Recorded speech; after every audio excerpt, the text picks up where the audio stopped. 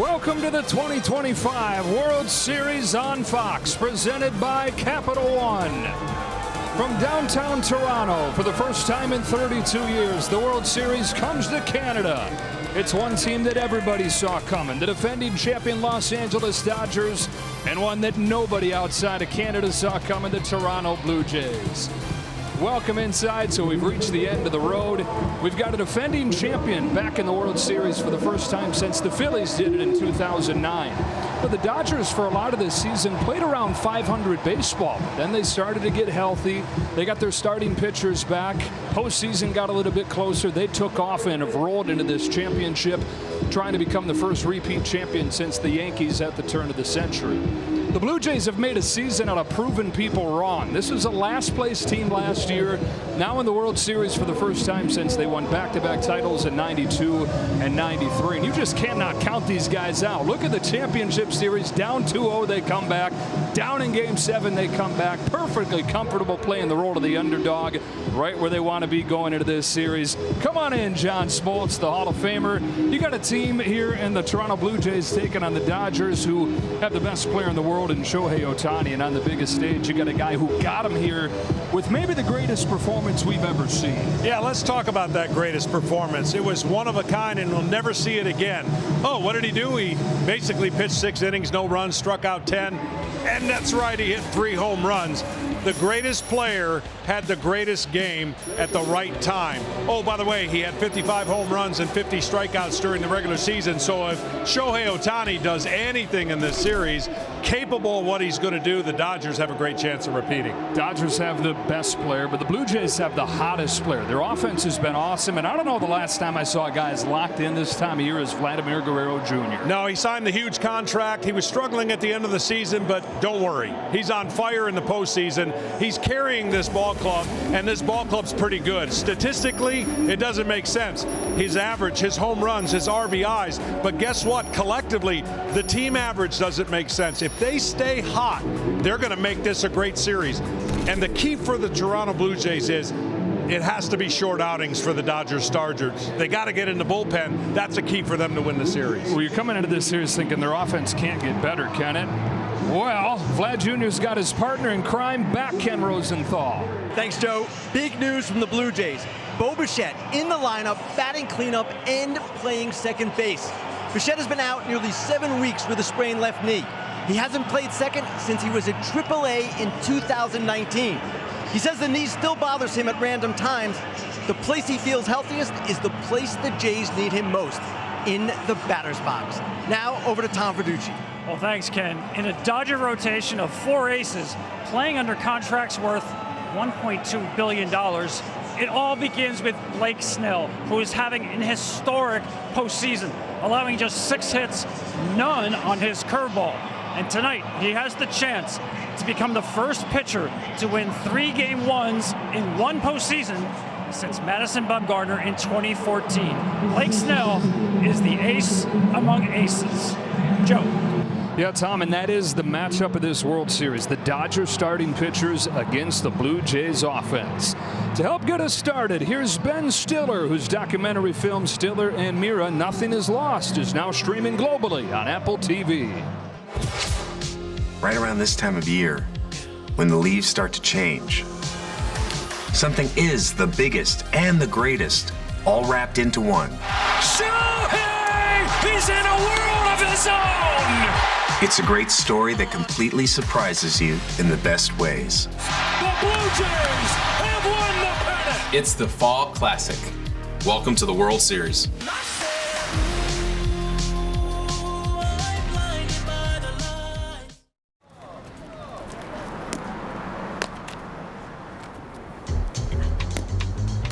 Hey, Jaden, your mom's here to pick you up. I got it. Bring it in, boys.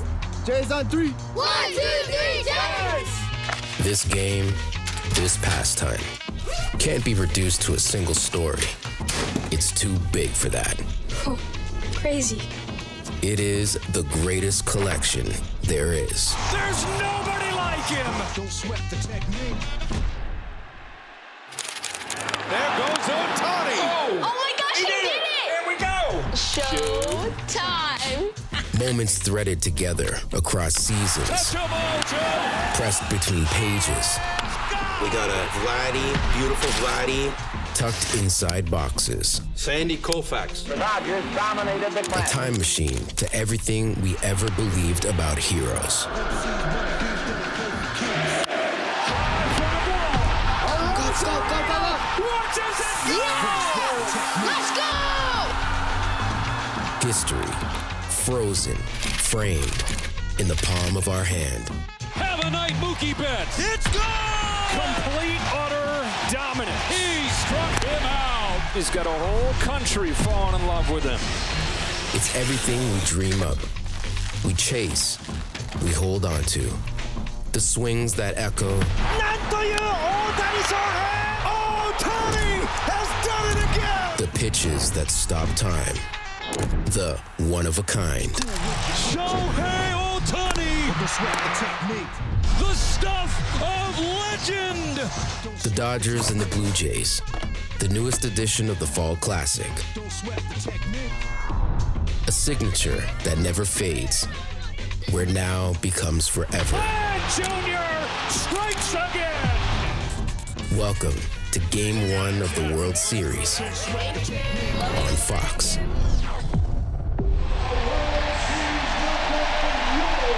We are ready to rock from the Rogers Center, downtown Toronto, Game 1 of the World Series. The Los Angeles Dodgers, the Toronto Blue Jays. But the Dodgers, in their 12 World Series where they've started on the road, they've only won one time behind Sandy Koufax in 1963 as he shut down Maris and Mantle and the Yankees in what would be a Dodgers sweep, the only sweep in a 7-game series prior to their championship series against Milwaukee. Tonight's same-game parlay is available now on FanDuel. It features Ohtani and a former Toronto Blue Jay and Teoscar Hernandez, who just got a great hand from this crowd. And Vladimir Guerrero Jr. seems like a pretty safe bet to get a hit. He's got 19 of them in this postseason to lead all players. How about this for Game 1 of the World Series? It is Trey Savage, who started this season in A-ball. He didn't even get to the big leagues until about a month ago. At 22 years old, he's the second youngest pitcher to start Game 1 of the World Series. You've got to go back to 1947 when a 21-year-old Ralph Branca started for the Dodgers at Yankee Stadium. Go get him, kid. Yeah, go get him with that fastball and that splitter. And the first pitch of the game against Ohtani is going to be very interesting to see what he chooses. The lineup that he faces off with for the Dodgers in Game 1 looks like this. And as you mentioned, it is Ohtani to lead things off. And then Mookie Betts at short, hitting second.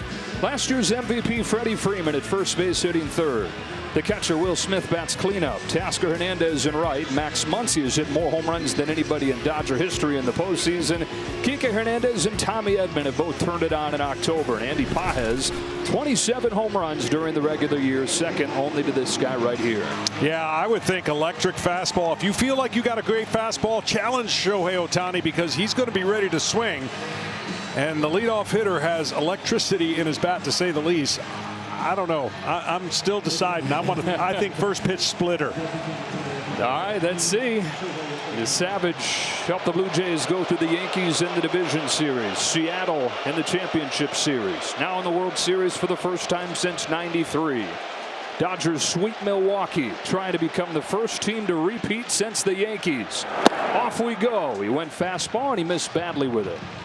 Well, Ohtani went into the clinching game of the championship series hitting just 158 for the postseason. And what changed? Dave Roberts said he got sick of hearing everybody say he couldn't hit anymore. Clubbed 3 home runs and struck out 10. There's a fastball for a strike. Some guys hit 3 home runs in a game. Some guys strike out 10 in a game. One guy does both the same day. He leads off the World Series and pokes it foul behind 1-2. Well, these Dodgers are going to try their best to get a look at something they never see, and that we'll talk about throughout the game is the release point and a split finger fastball that drops from the ceiling. Yep, to see one of those yet from your Savage. Who's home with a 1-2. Sticks with the fastball.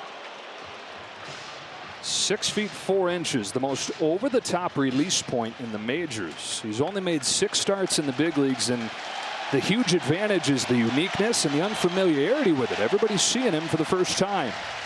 Here's his 2-2, and there it is to finish off Ohtani.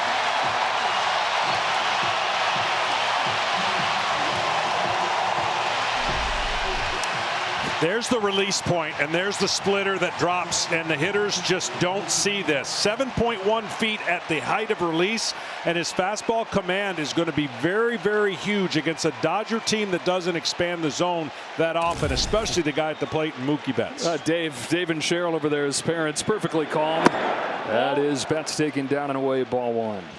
This feels like a key guy right here, John. Mookie Betts. Most teams pitch around Shohei Ohtani. A lot of the big spots fall on Betts. Yeah, and he's ready for it.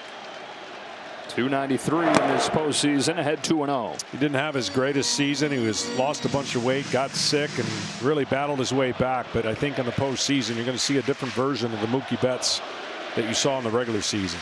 The only active big leaguer with 3 championship rings, looking for the 4th. Swings and misses at that slider. And we talk about the uniqueness of the splitter. Slider is unique too in that it actually moves arm side. Yeah, it's a downward break and doesn't exactly turn the corner. Got the call there. It's a hard pitch for the hitter to recognize, because typically when they see the slider, they're looking for that break away, but see how it holds its plane and goes straight down. Checked his swing. 3-2. There are 4 sliders in all of the big leagues that move like that don't actually break right to left. He's got one of them. And again, all these hitters getting their first look. The payoff to Mookie Betts. Bouncing ball. Jimenez. 2 out. So when you look at what you're facing, you don't see these kind of release points. That's what the average for Major League Baseball, and his is way above average. He's got a short stride, and they can't have a long stride and a tall release. It's almost impossible. So you got to have one or the other, and then that's what they're looking at coming out of his hand. And everything is at the same height, so that's why it's tough for hitters to recognize the pitch. Megan Thee Stallion has been the most popular artist here as he's debuted. They play Savage in here on every strikeout. Freddie Freeman to the plate with 2 out, and he cracks the first one foul. World Series MVP last year. Of course, Game 1 is when he ended it with a walk-off grand slam. One of 4 home runs that he hit in the Fall Classic with 12 runs batted in. Has not gotten going in these playoffs, though. He's down 0-2.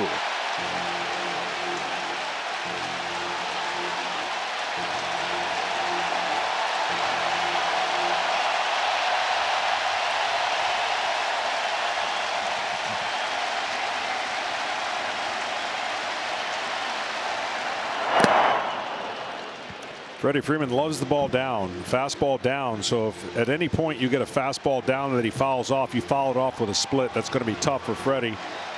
Also, he's riding a nice little 17 on base game streak.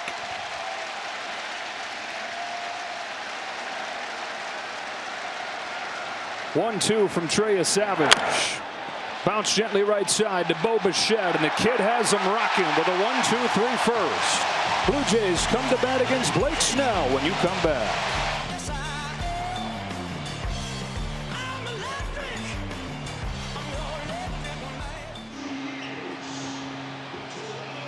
Garrett, there's never going to have to pay for a meal in Toronto the rest of his life. George Springer ready to lead off Game 1 for the Blue Jays, with Davis Schneider getting a rare start with the left-hander on the mound hitting second. Then Vladimir Guerrero Jr. bats third. Bo Bichette, his first action in more than a month. Alejandro Kirk bats fifth with Dalton Varsho, one of the 2 left-handers in the lineup. Clement, Straw, and Jimenez with this long lineup for the Jays. It's Blake Snell for the Dodgers, who faced the minimum over 8 scoreless innings in Game 1 of the championship series.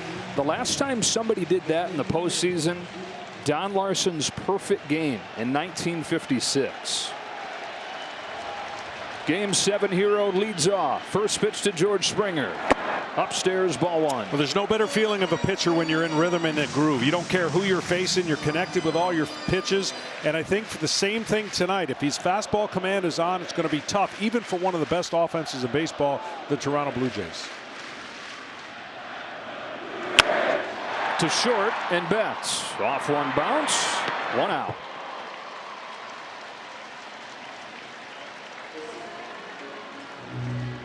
A couple of changes to the lineup in this game. They have not seen much left-handed pitching in this postseason, and so for Davis Schneider, just his 4th start of the postseason, and right into that 2 spot.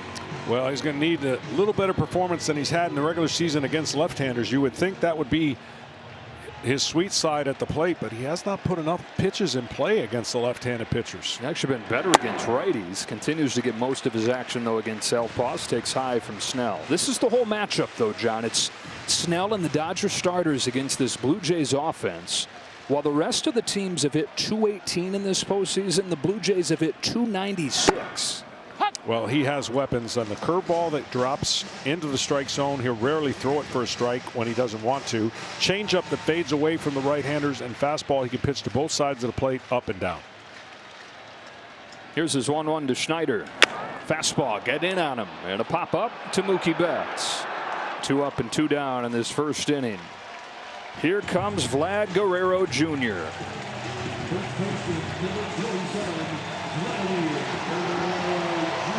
.442, twice as many home runs as he has strikeouts in this postseason.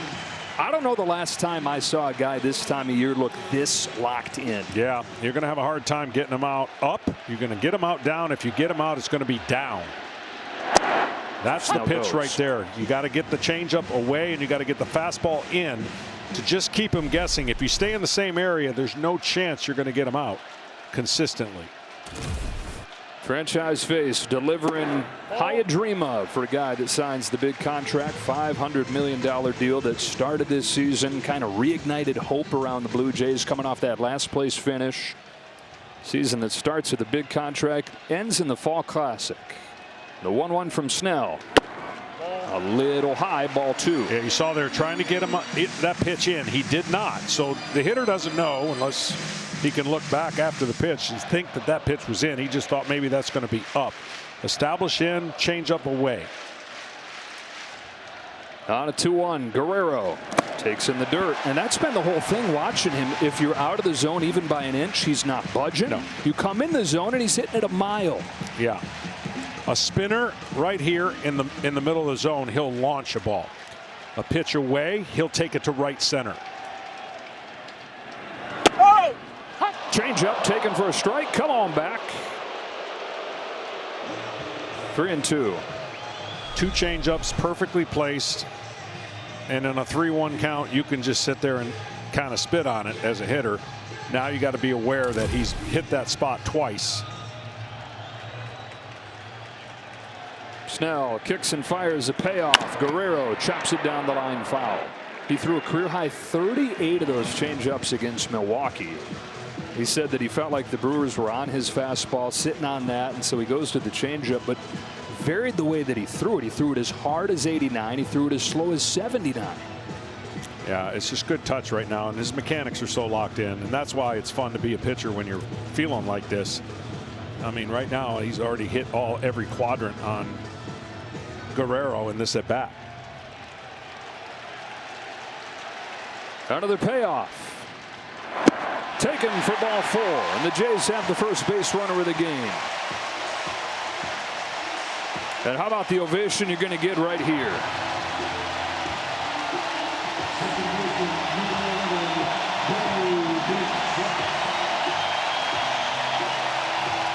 Bo Bichette, who last played on September 6th when he injured his knee at Yankee Stadium. Not only is he back, he's plugged right into the cleanup spot. John Schneider said you could call him in the middle of winter and ask if he's ready to hit, and he said, you betcha. That's going to be the theme tonight, though. Even though he's missed a lot of time, they're going to pound him in, try to tie up his hands. Now, he likes it middle in. So it's strength against strength, and then what that does is if he pounds it in enough, he can get him out of the way. Same thing with Guerrero. The 1-0 from Snell. Bichette takes inside, ball 2. He was a .311 hitter during the regular season. Only Aaron Judge had a higher average. Hitting's feeling fine, running's feeling fine. Playing him at second base for the first time since he was in the minors. Just take a little bit of stress off him, as opposed to his normal shortstop position. Bichette on 2-0. Looks at ball 3. Trying to establish his fastball in. He's quick with it. That means he's feeling good, and being quick, you pull it inside a little more than you want to. He's trying to hit the inner part of that strike zone and has missed on the first 3. A green light and a roller that'll sneak through for a base hit into right field. Guerrero heads for third. Hernandez's throw not close to in time, and the Jays have him cornered in the first. Welcome back, Bo Bichette. Guy can fall out of bed and hit. Typically 3-0, you might think about pulling this ball, but he saw a side of the infield that was wide open,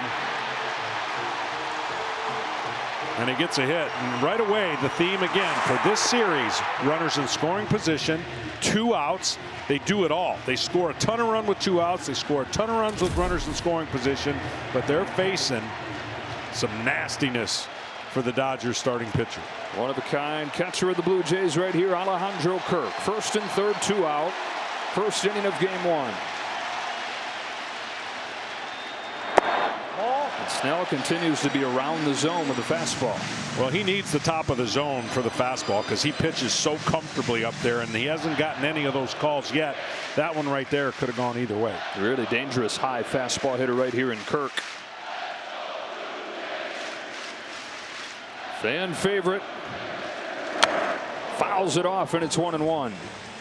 Unofficial captain of this Blue Jays team more than once. Alejandro has been stopped by stadium security on his way in and visiting parks. They're saying, what are you trying to do getting into the clubhouse? Well, I'm a player. I'm an all-star player. Might not look the part, but the dude can flat out play. Trying to get the Jays on the board first. He's ahead 2-1. Rushing his fastball just a little bit, trying with, and this is a good meeting right here by Will Smith. Just getting him to relax a little bit. Look, a week off and longer for this pitching staff since they won. Old school, John. We're throwing it back the way these Dodgers starters are going deep into games. 7 innings after 7 innings. Got a complete game thrown in there. The first one in the postseason in 7 years. Meanwhile, the Blue Jays, the highest average team, the best bat-to-ball team. Don't let that make you think these are a bunch of slap hitters, though. They also lead the majors in home runs in this postseason. Yeah, they do it all. And listen, when you don't swing and miss a lot, you put the pressure on the other pitcher to make great pitches. Now, you can make great pitches and get quick outs and go deep into the game against this offense, but you better make great pitches consistently. Snell gave up just 1 base runner against the Brewers in game 1 of the championship series. Already a couple here in the first. Ball 3 on Kirk. A left-handed batting Dalton Varsho's on deck. So you're being careful right here with Kirk, knowing you got lefty-lefty coming, you going right at it? Absolutely careful. Absolutely. The lefty should be a tough at bat against Blake Snell. On 3-1, Kirk fouls it off. 3-2, center cut curve.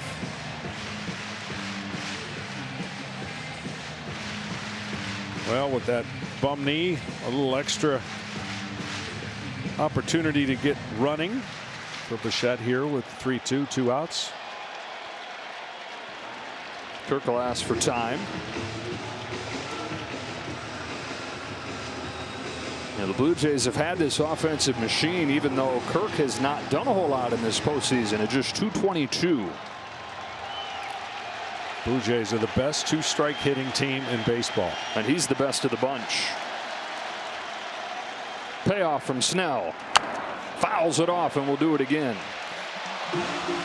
But this is going to be the recipe for success. You see all those first categories, and what they'll do is they'll drive a pitch count up. Even though they're an aggressive team, they foul off the good pitches, they take the bad pitches. And right now, they got 20. This will be the 23rd pitch. Yeah, no matter what happens, they've won this half inning by driving that pitch count up. The whole thing, the Dodger bullpen is not close to what this rotation is. It's just it's not been exposed because the starters have gone deep so consistently. If the Blue Jays are going to win this series, chances are they're going to win it against the pen. Can they get there? 24th of the inning, 8th to Kirk. Is shot down the line, peeling, foul.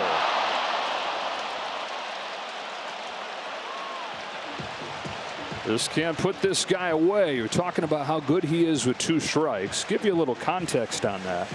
The league average with 2 strikes is 170. Alejandro Kirk, 270 with 2 strikes. Most guys would take that average, period, regardless of count.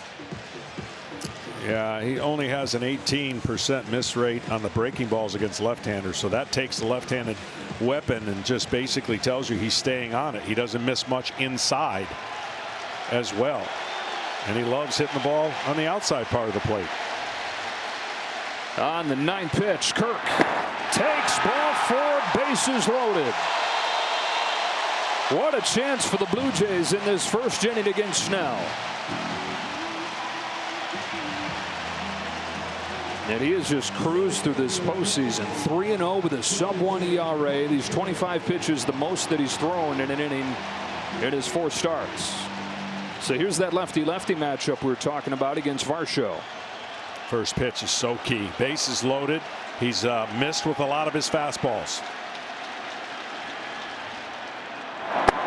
Misses with a curveball. This looks like a different guy so far. Well, on the road, and like they said, that rest. When he clicks in, though, and this is a chance here with 2 outs. They've done a lot of damage on the pitch count, but a hit right here would go a long way for this crowd that's been standing the whole first inning. Varsho watches a curve find the zone. Dart and Varsho went into Game 7 of the championship series and a 3-for-24 slide. John Schneider said, I got a feeling this guy's about to turn it around. And he went 2 for 4. Knocked in their first run in Game 7.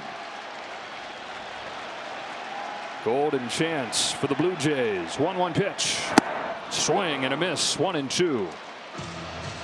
Well, the angles of which Snell throws make it so tough on anybody, but really tough on left-handers. He's going to have to make a mistake with his breaking ball if Varsho is going to have a chance because of the angle that he comes in, and we'll show you later why his arm swing is so hard to pick up as a hitter.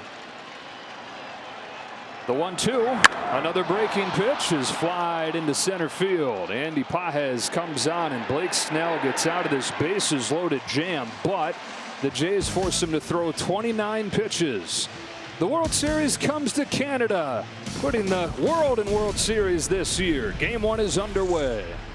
Trey Savage goes back to work for the Blue Jays in a 0-0 game. Middle of the Dodger order here. Will Smith the lead off. The Dodger catcher had a career year, hit .296, was an all-star, but then he injured his hand in early September and missed the last month. He's come back, he's collected his hits, but no pop in there. It's been all singles in this postseason.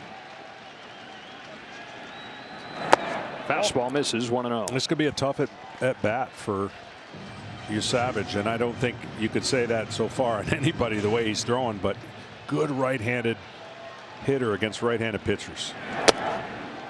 2-0. When you have an arm side guy you're facing, you want that guy to be a little more aggressive. Well, Will Smith's not aggressive. He does a good job commanding the zone, so you got to come to him. This whole Dodger lineup really good at being disciplined. Savage in his last start, I was against the Seattle team opposite end of the spectrum, extra aggressive, but the Dodgers have always prided themselves on not chasing, not going out of the strike zone.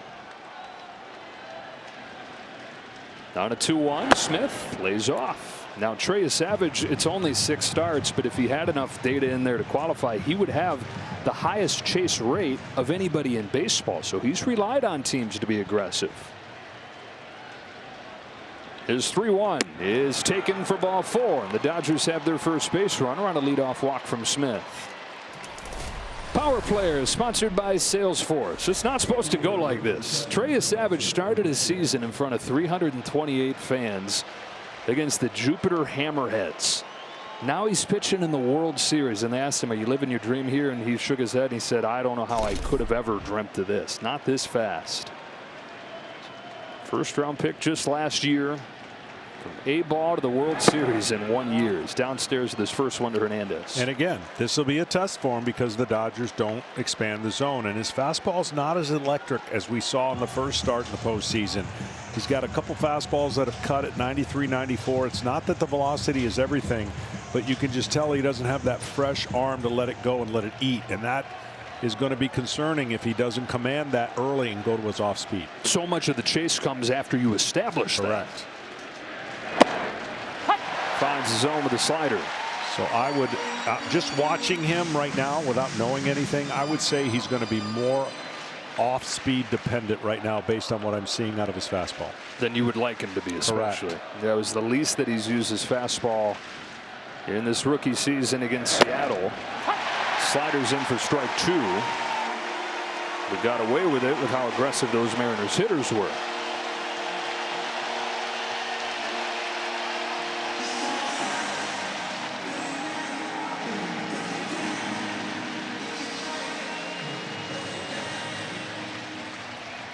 Teoscar Hernandez, 58 home runs in his 2 seasons with the Dodgers, another 7 in the postseason.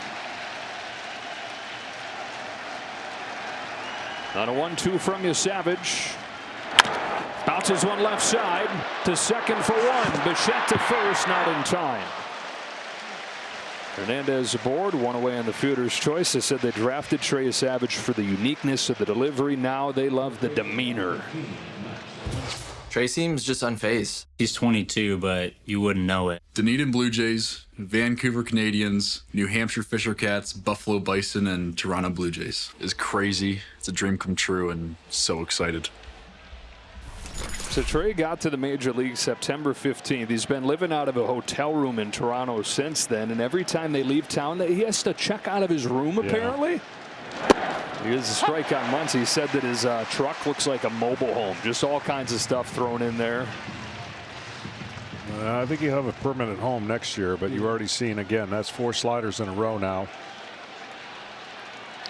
Fastball usage is going to be low. Muncy on 0-1. Shoots one to left field, a base hit, and the first one of the game for the Dodgers. Max Muncy, who is just 1 for 12 in the championship series, has a single to put him at first and second. He gave a high sign for a slider that I don't know if he's actually trying to throw the slider up there, but it's right down the middle and no break at all. And Max Muncy's not going to miss too many of those. He's lucky he's a single. This is the part of the lineup that if they produce at all for the Dodgers, they're going to be really hard to beat. This is part of the lineup hasn't produced as much as the Toronto Blue Jays bottom part of their lineup. 2 on, 1 out. Kike Hernandez very high with a fastball. Their October ringer right here. Hernandez, who is a below average hitter during the regular season. We're talking more than a decade in the majors, who just transforms when he gets into October with a line in the postseason that's almost identical to Reggie Jackson. 1 ball, 1 strike. Now the one thing over the last couple years that you could do to Kike Hernandez is get him to hit a ground ball double play. He's hit into quite a few of them. Jays have turned a bunch of them. That's up the middle and through. Base hit center field from Hernandez. Teoscar Hernandez comes home. The Dodgers are on the board first. Kike Hernandez again getting the job done in the postseason. And it's the bottom of the order for the Dodgers, getting the game's first run. Another slider over the middle of the plate. You cannot live there with the Dodgers. You cannot. And he's going to have to make an adjustment. When the Dodgers realize he doesn't have his fastball or not willing to go to his fastball a lot, they can sit on the off-speed pitches. And what a swing right there. Blue Jays had bases loaded against Blake Snell, could not cash in. The Dodgers, half inning later, have the game's first run. And Tommy Edman taken inside for a ball. Tommy Edman is a switch hitter that occasionally, very occasionally, will bat righty-righty, and he does that here to try and take away that splitter. It's only the 4th time all year that he's seen a right-hander from this side.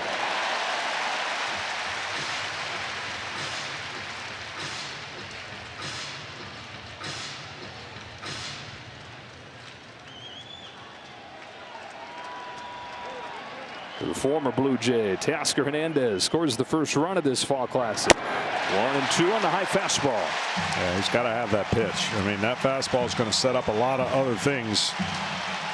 And up until this hitter, that's the first time 2 in a row in a while.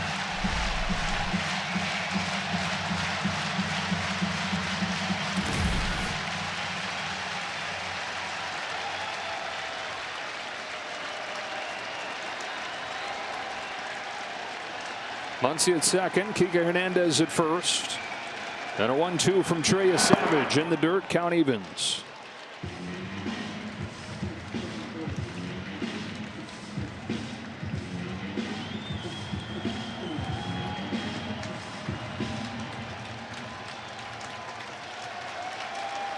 The run on the bank, the Dodgers looking for more here in the second. On a 2-2, Edman. Taps it along third, and no play for Ernie Clement. An infield single for Tommy Edman to load the bases. And the Dodgers doing their best Blue Jays impression here, putting the ball in play and putting the pressure on. Well, what a total change of the bottom of the first to the top of the second. And speaking of the top, he just hit the top of that baseball. The Toronto Blue Jays got a chance to break open their lead, and now they're worried about a crooked number here. And this meeting at the mound is going to be like, you got to attack this hitter because the next hitter on deck is not fun. Superman. Super 6. Play the Fox Super 6 MLB Playoff Challenge. Download the Fox Sports app right now and enter for free for a shot to win your share of $20 grand in cash prizes. See the Fox Sports app for details. Good breaking ball hitter in Pages. He also loves hitting off of left-handed pitchers. Now, Pages has really struggled in this postseason, just 3 for 35. Dave Roberts pulled him aside a few days ago and said, enough grinding in the cage over mechanics. Just be a hitter. Aim for the middle of the field. And seemed to turn it on after that conversation at the end of the championship series. The Dodgers think he's ready to take off after a breakout second season where he hit 27 home runs. Dodgers with their own bases loaded chance. Pages down 0-2. We haven't seen the feel for that splitter. Only 3 of them so far. It's been heavy slider usage.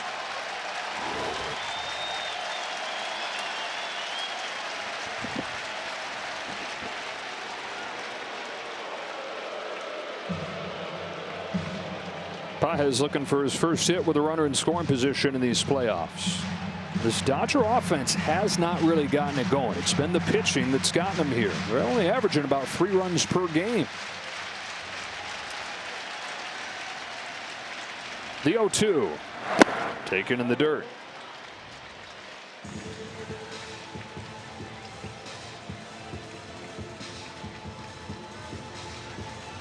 A walk and 3 singles in the inning. Ohtani looms on deck. That's the only guy that hit more home runs than Pages on the Dodgers this year. The 1-2 popped out of his hand and the count evens. So Blake Snell's bottom of the first has become Trey Savage's top of the second. Already 23 pitches thrown.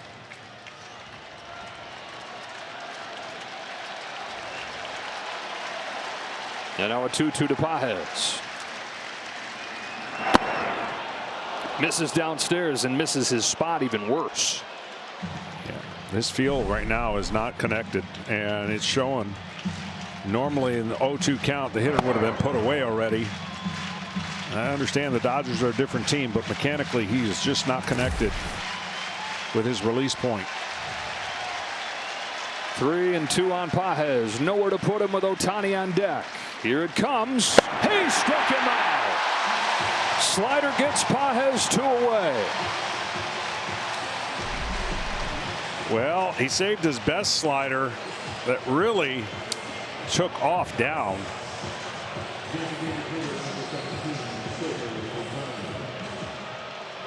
Well, here we go with the bases loaded. It's Shohei Ohtani. Struck out with a splitter his first time. Fastball sneaks by him. Got to crowd Ohtani, and you got to get him up out of the zone. Don't leave one mediocre in the zone. 55 home runs during the regular season. On this 0-1, he takes a slider down. 1 ball, 1 strike.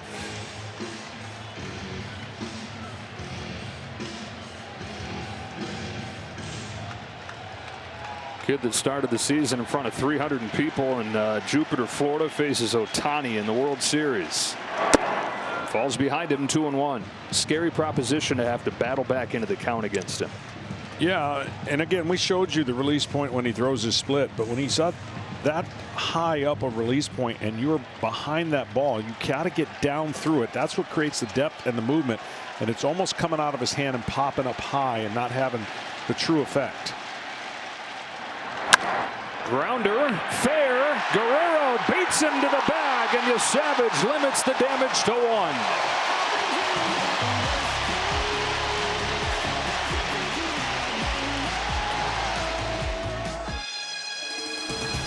Tonight's telecast is sponsored by Google Cloud, the official AI partner of MLB. Catch the game like never before with Google Cloud AI.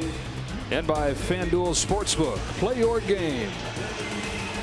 Inside the CN Tower, up there 1,800 feet in the sky, 553 meters, win in Rome.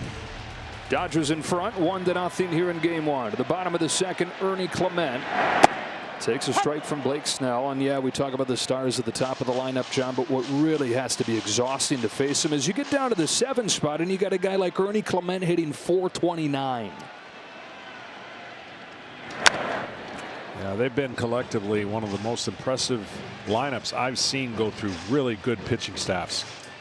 New York, 3 studs. Seattle, 3 or 4 studs, and made them all look human. 0-2 from Snell. Is hooked into shallow left field and a base hit, and that's what he's done all postseason. Swings at everything. It doesn't matter if it's in the middle. It doesn't matter if it's a foot off of the ground. Ernie Clement's not met a pitch he doesn't like. Fox Foresight, powered by Google Cloud. Taking a look at this Blue Jays offense. There's Clement on there with a .429 average. You've got Vlad Jr. with his power. Springer, his heroics out of the leadoff spot. I mean, this pitch is almost on the ground. That's what happens. You make contact, good things can happen. And they have followed this script from spring training, adopted it as a team collectively. That's a strike on Miles Straw. Gets his first start since game 2 of the division series. As the Blue Jays have gone from last place last year to first place in the World Series this year, the offense, the biggest reason why. They were 23rd last year, top 5 this year. That bat to ball pesky approach. But again, I mentioned this earlier. There seems to be this idea that they're a bunch of just slap hitters, contact hitters, put it in play, fight the good fight. Now, these dudes hit dingers. 20 home runs in 11 games. That's the most in the postseason. Marrying the contact with the power. That's the whole key. And they're just the best team with runners on base. I mean, they just put the ball in play, and they got 7 guys that had 7 RBIs already this postseason. That is getting it done and spreading it out. Last time that a team had an average this high, scored this many runs per game in the postseason, you got to go back to 2007 in the Boston Red Sox. Snell to Straw, strikes him out. First of the game for Snell, and 1 gone in the second inning. T-Mobile, the best network in the game, is now the best network in America. I don't know if many people had this guy coming up here as a key factor offensively in the championship series, but when the Jays were down 2-0 going back to Seattle, it was Jimenez, the light-hitting shortstop, that had 2 home runs to swing that series. Yeah, two big 2-run homers in consecutive days. And he plays solid defense, filling in for Bichette. And there's the 7 through 9 hitters that we were talking about. That is rarefied air in the postseason. I know as a pitcher, you grab the lineup card and you look, where am I going to go and have my spot where I can kind of cruise. You don't have that with these guys. Not as much. I mean, for Snell, he's got to look at the 2 lefties, you know, Varsho and Jimenez, for opportunities to really utilize his strength against left-handers. So tough to hit. And he can mix in All those breaking balls that I was talking about, that he just got such an arm swing and an angle that comes out of his glove. They just don't see it very well. It's not a long arc. It's not a super high release point, but it's higher than most. And he's tight to the body. 32-year-old from Seattle. 2-2. And let's face it, up until this year, the reason he hadn't pitched a lot of innings and pitched deep in the game, he just threw too many pitches per game, and he was hurt. So now that he's healthy and now that he's connected, when he doesn't throw a ton of pitches, he's going to go deep in the game, and he's proven it what he's done already in the postseason. He said in Tampa Bay early on in his career, he got by on talent alone. In San Diego, he watched Yu Darvish go about his pregame preparation, fell in love with that side of it. And then it all came together for him last year in San Francisco. Check swing, hit the bat at strike 3. That's a foul tip for strike 3.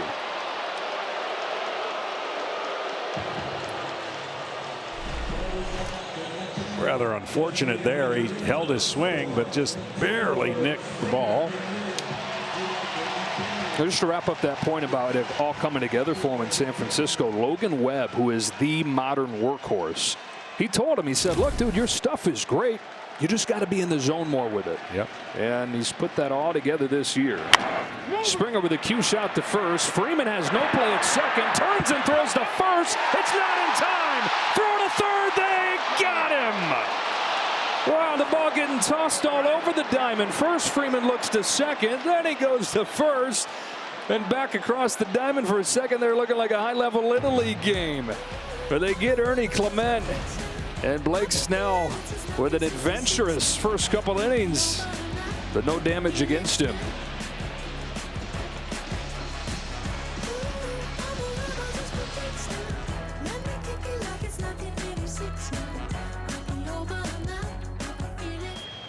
"22-year-old out of Boyertown, Pennsylvania, Trey Savage, who grew up on the family farm, was drafted last year.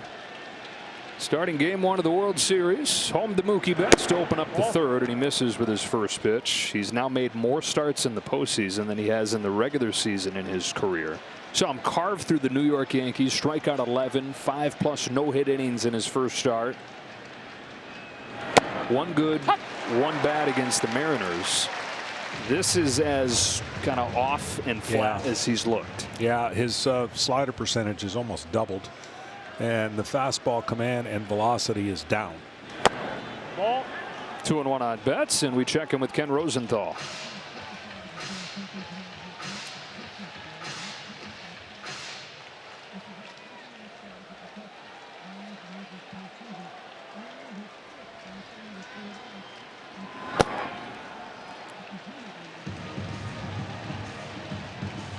It's a lot to ask. I mean, it's a lot to ask for him to come up in the middle of a division race. It's a lot to ask to have him start postseason games. He's been up to the challenge every time that they've asked. It's just there's only so much in that tank, and he's issued his second leadoff walk. You know, the look at that play that ended off the last inning here. A lot going on. Yeah, Snell's got to go over, but then the awkward throw from the angle, and then he didn't lose his mind and was aware to throw the ball to third, and a perfect throw and an easy tag. It's hard to find the bag going backwards, but you don't anticipate your first baseman being almost by the mound to throw you the ball. Freddie Freeman fouls off first pitch. And that's because he went towards second to make the throw, which would have been easier on Freddie, but nobody was covering. So the next best thing happened. Clement made that out at third to finish off the inning. Freeman, who grounded out his first time. We asked Dave Roberts before the game, where is Freddie with his swing? And he said, fine, but I never worry about him. Even when it's just fine, you can always count on him. I mean, look at the World Series last year when the guy could hardly walk. Hadn't hit a ball out of the infield in like a month. And then suddenly he's Reggie Jackson. 4 home runs, 12 RBIs, a World Series record.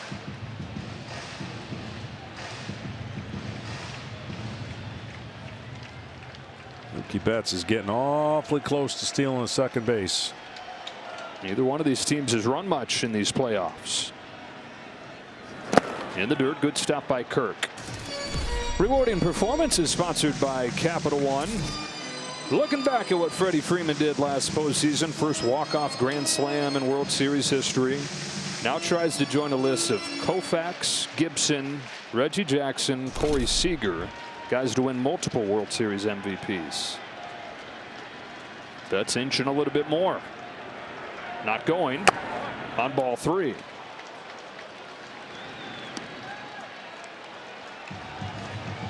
Freeman, 36 years of age, in his 16th year in the major leagues. Won it all with the Braves in 2021. Second ring last year. 9 straight All-Star games for this guy. And it's back-to-back walks to open the third, and John Schneider's got to start to think about how soon he wants to get that bullpen going. Absolutely. Not only is it hard to hit with his release point, but the biggest knock and why you don't see a lot of pitchers throwing like that, it's hard to command. And that command gets him in trouble. It's the only thing that'll get him in trouble. And you could just see right now, the fastball is not confident. The split we haven't seen. We've just seen a lot of sliders. And so now Will Smith, who drew the first of the 3 walks that he's issued.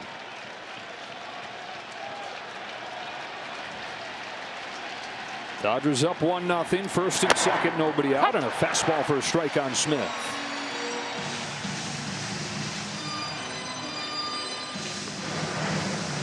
The bullpen does get going. That's Fisher. Either one of these bullpens is strength for these teams.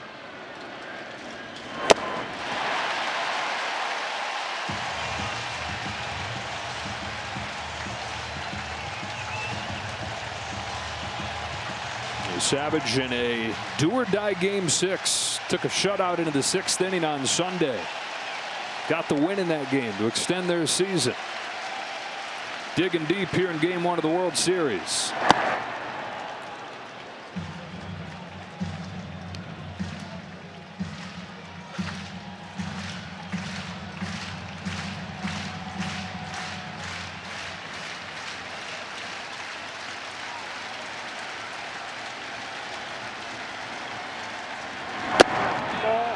Dodgers still have not chased out of the strike zone.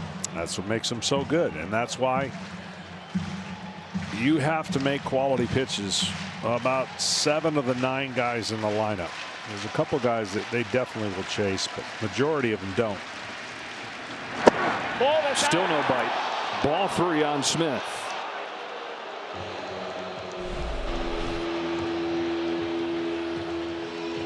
Ball's outside. I mean, if he had a feel for his split, this would be the time to break it out.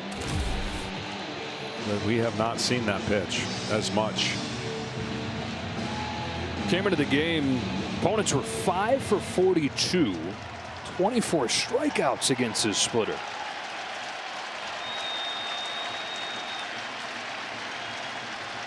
His payoff is poked through the right side, a base hit for Smith. Here comes Betts. Straw's throw goes into second, and they've got Freeman hung up. Here comes a tag from Clement. He'll run him back to the bag. It is 2-0 Dodgers. Will Smith drives in Mookie Betts and heads into second there with Freeman tagged out for the first out of the inning. Freddie with a rare base running error.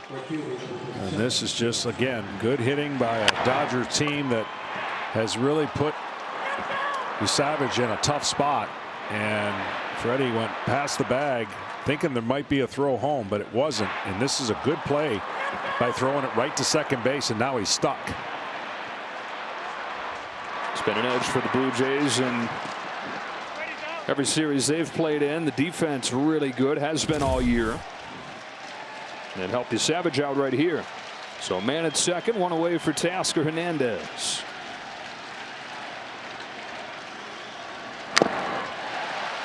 Hernandez, I think, got the loudest cheer for any Dodger during the pregame. Guy that they still love around here. Spent 5 seasons with the Jays. And Vladimir Guerrero Jr. has given Teoscar Hernandez a lot of credit for bringing him along when he got to the major leagues, mentoring him.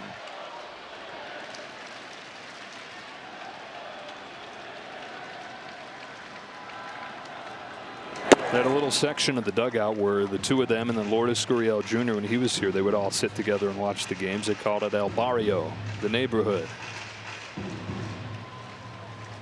Hernandez has taken on that same mentor role with the Dodgers. Passed it on to Andy Pages this year. Big influence on him.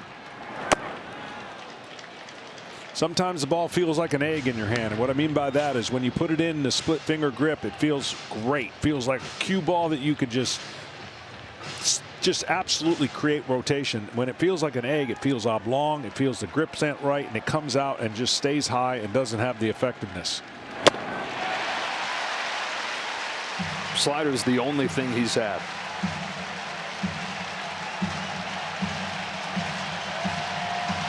As many balls as strikes.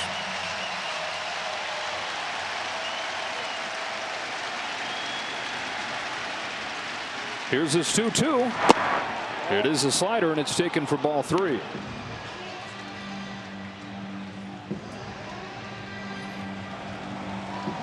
Fisher's ready to go in that Blue Jays bullpen. John Schneider really liked to avoid having to get that door swinging open this quick. On a payoff, Hernandez grounds one towards the middle. Bichette with a backhand. Quick trigger throw to first. You'd never know. He's never played there in the big leagues. That was such an outstanding play. You know he's got to be a little careful, and we talked about his knee. Running won't be the big issue. It's these kind of plays. You see the effort, and you see the throw, and a big out. John Schneider said, I know he can do it, and he knows firsthand from having managed him in Double-A back in 2018 when he played a little bit of second base. That was the last test for him. How did he move around taking grounders at second the last few days? And they said, good enough. Smith at third. Muncy with 2 out takes a ball. Singled his first time. Longest tenured Dodger position player right here. Only Clayton Kershaw has been in the Dodgers longer than Max Muncy. Who would have thought that when he first came to the team after the Oakland A's cut him loose? He's hit more home runs in the postseason than any Dodger ever.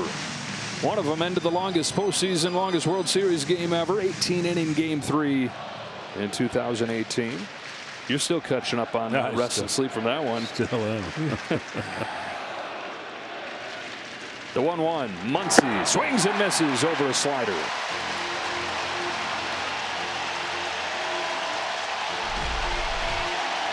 I'm going to tell you something right now. If he can find a way to get out of this inning and only give up 2 runs with all the runners and all the pitches, I'm sure John Schneider would welcome that. Count evens 2-2. But I noticed right away the fastball forced down, trying to force velocity. Sometimes that's what happens. You pull it down. It's freedom that allows his fastball to explode at the top of the zone. Muncy chases a splitter for strike 3, and despite 3 walks and 4 hits, only 2 runs against him. Middle 3, 2-0 Dodgers. Back here in Toronto with Blue Jays manager John Schneider. John, Trey Savage so far, what have you seen? Came out really well. You know, I think they made a pretty good adjustment there, second and third inning. Just the walks, leadoff walks the last 2 innings. You know, it's going to come back and get you against this team. But overall, I think he's handled himself well, pitched out of a couple jams, making big pitches right now when he has to. Why isn't he throwing more splitters? I think some of it is their lineup with the right-handers there in the middle. Didn't look like he had a great feel for it, to be honest with you. Some that were, you know, more up in the zone than we're used to. Really good one there to Muncy to end that inning, but hopefully he gets a feel for it going forward. All right, for people who have not seen your team play, what would you tell them? We've got a bunch of baseball players, you know what I mean? They're all pulling for one another, and they understand their role and how they kind of fit into the team. So we got to keep the pressure on Blake here. You know, I like the way we've come out, got his pitch count up a little bit. Got to keep getting guys on base. But as far as the team, you know, we're gonna scrap and we're gonna claw. You know, these guys are not gonna give in to anyone at any time. And we got a long way to go today. John, thanks a lot. Joe, back to you. All right, Kenny, for those of you not fluent in baseball talk, when he says we got a bunch of baseball players, that means grinder types that have had to work really hard to get here, might not hit it a mile, might not be the fastest or the strongest, but really good at the little things. Like this guy right here in Davis Schneider, who was a 28th round draft pick, now hitting second for a World Series team. He's down on strikes here for the first out of the third, and there is that changeup that Snell rode against Milwaukee. Well, for Snell, I thought he was rushing early, and by rushing early, that means you get out in front, get head movement, and your pitches are off. And if he could stay back and do the things that makes him elite level, then he's going to be fine, and he can pitch deeper into this game. Guerrero, who coaxed a walk out of him in the first inning. No matter what way this game one goes, we may look back to that bottom of the first inning as the key one. If the Blue Jays win it, you can look at that and say, well, they ran Snell's pitch count up in the first inning. If they don't win it, you look and say, what a missed opportunity there, leaving them loaded against Snell.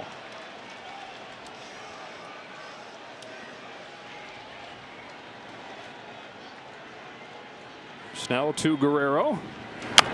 He's fouled off, and it's 1-2. 26 years old in his 7th season. Vlad Jr.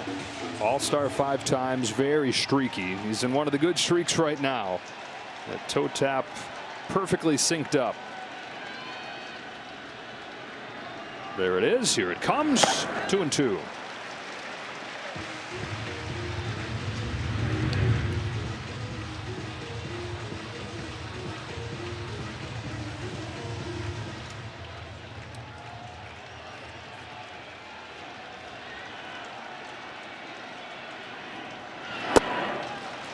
Full count.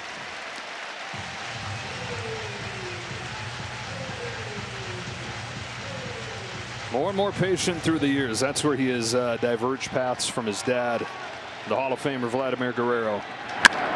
He would swing at everything and hit just about everything. Vlad's waited for his pitch, and he hits everything too. That's an impressive at bat. 0-2 to 3-2 to sitting on that changeup and smoking it through the hole between short and third. That's just hitting at its best. Keep your hands back, get the bat flat through the zone, and hit it hard. And that's something he does very well. He hits it hard. Dad at 449 major league home runs, 318 career hitter. Never won a World Series though. Bichette swings and misses at the high fastball. Vlad Jr. said he wants to win a ring and give it to his dad and say, this is yours. I wouldn't be here without you and everything you taught me, those big league clubhouses through the years. Vlad grew up at his hip. Roller to first, and Freddie Freeman to go to second one. Back to first, they turn two with a jump throw from Betts. And after 3 innings in game one, the defending champion with a 2-0 lead.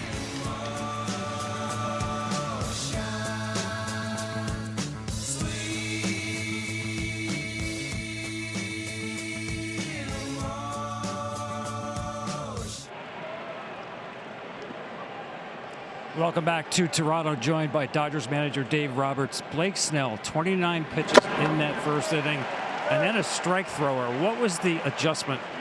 You know, I think the adjustment was, you know, he stayed bullish with the fastball. He made pitches with his changeup. I think right now he's overthrowing the fastball a little bit, missing up in the zone, but, you know, big out, you know, when he needed to get that out on Varsho, limited the damage, and right there, that double play off the bat of, you know, Bichette was a big play. So I think right now he's getting into a better rhythm. Offensively, you know that Trey Savage is a tough guy to solve, seeing him for the first time. Your guy saw 34 pitches out of the zone before someone swung at one. What has been the key to the approach? I think just trying to go at it the 2-0, 3-0 approach, just trying to lock him into a really, you know, finite area of the hitting zone. And we're trying to stress him a little bit and making him make pitches, which we're doing. And they've already got the pen going. So right now I like our offensive approach. Thanks so much, Dave. All right, TV. It's Kike Hernandez starting this fourth for his Dodgers, and he's down swinging over a slider. Strikeout number 4 for Trey Savage. Well, he has to arc a little bit to throw it at 7. See that arc in his head? And when he arches his back a little bit better, he gets into a better position to break that slider down. When there isn't that tilt and there isn't that arc, the ball has no chance to break. And that's the downside of throwing it at that release point. And the upside is it's just tough to hit. So if he can get the fastball back in his game, I don't know how much longer he's going to be given to get his fastball back. But that's been the issue tonight. Tommy Edman here. Base is empty and one away. It's hit way up there, backing out of play. Ball and a strike. It's probably going to be two more hitters for him here. You got Edman here. Pages on deck. After that, Ohtani. And the left-hander Mason Fluharty, who's the guy they have earmarked for Ohtani in this series, is ready. Run in the second, run in the third. A 2-0 hole for the Jays, but got to feel like could be worse. 7 base runners for the Dodgers and only those 2 runs. Well, when you're looking at when he's good, I want you to see if you think you could hit this pitch when it comes out. Fastball release point, split release point. Get ready for the fastball. Nope. And you're going to see this dip and this drop that is so deadly that when he's connected with his fastball and he throws that split finger, the left-handers have no chance. Statcast 3D powered by Google Cloud. Here it comes to the 1-2 pitch. And that is why Tommy Edman, even though 99% of the time would choose to hit left-handed, goes to the other side because he doesn't throw that splitter as much to right-handed hitters, but eliminate his best weapon. Out of the 1-2. Over the top of a slider. Throwing that pitch more than ever tonight, and he's got his 5th K. Well, he's trying to rally to show his manager that maybe I got it back. Maybe I got that release point. I got my slider going. We're going to find out because in 2 hitters is Ohtani.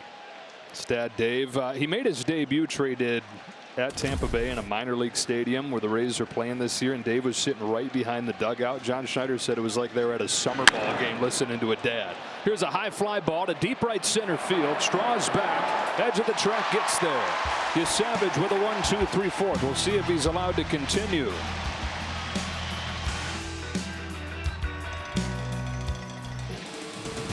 Tonight's telecast is sponsored by Strauss, the official workwear partner of Major League Baseball. Here up for the grit and glory of any season. Earlier today, as part of the MLB Together Fall Classic Legacy Initiative, Major League Baseball and the Blue Jays hosted a special event at Variety Village where funds are going to go towards their Challenger Baseball program. Go to MLBtogether.org to learn more. Bottom 4, Alejandro Kirk against Blake Snell. Took a first pitch curve for a strike. Snell has 17 consecutive scoreless innings. He's put up zeros in 23 of his 24 innings this postseason.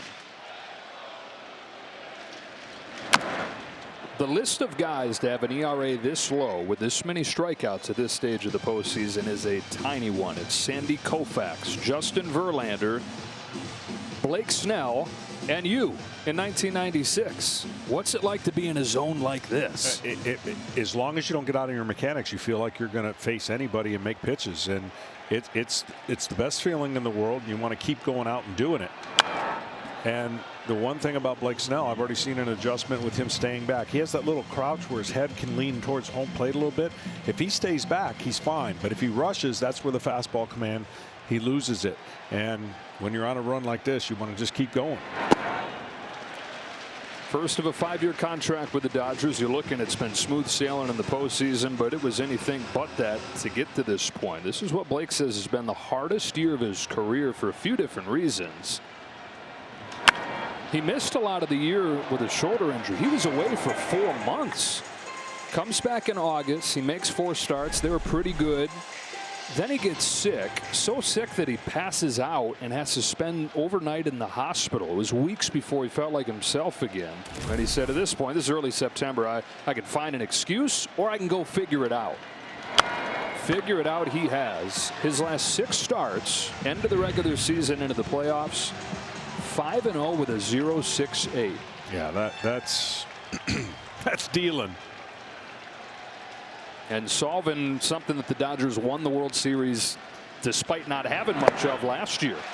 It was mostly bullpen with the Dodgers run to the World Series last year, but that's all been flipped around. Well, they knew that they used their bullpen so much last year. They were going to have to go get a couple starters. They did. They relied on them, even though the regular season didn't work out that way health-wise. It has in the postseason. 8th pitch to Kirk.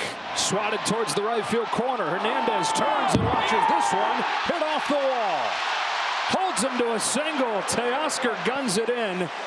And Kirk, who has many wonderful traits, speed is not one of them, settles for a leadoff single. What an at-bat again. He just did not swing outside the zone and then finally was able to keep running. Fair.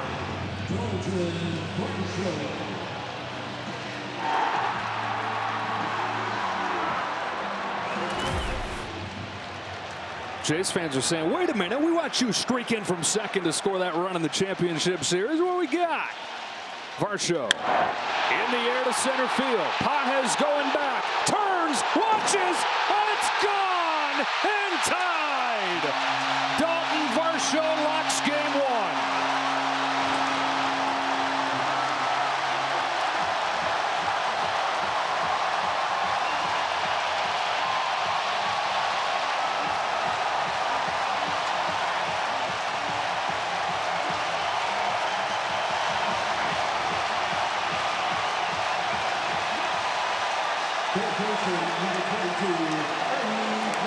And John, it's one of the left-handers that bites him. Yeah, he just guessed right. First pitch fastball, and he let it eat. That jacket has gotten a lot of use in the postseason. They hope it's going to extend well beyond what the stitching in that thing holds it apart. But that first pitch fastball, he just went and attacked. Straightaway center, no doubt about it.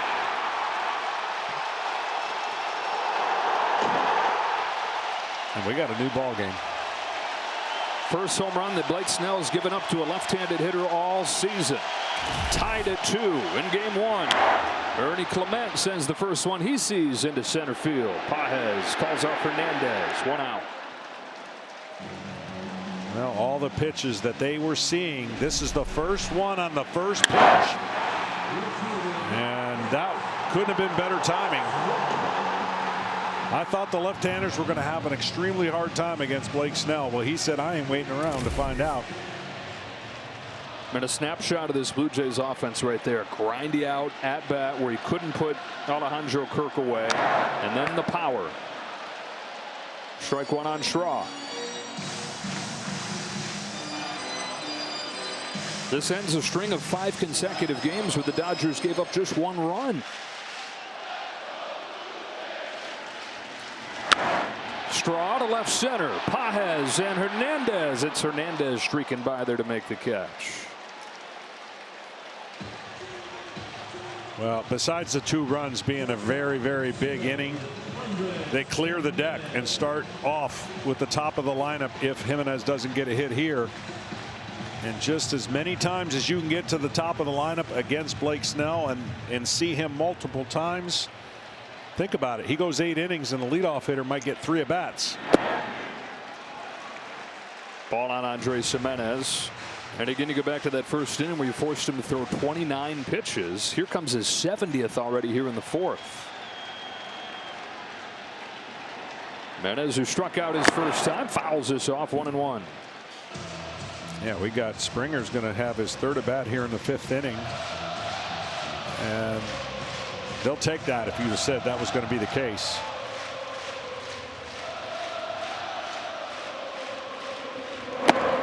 Wave and a miss.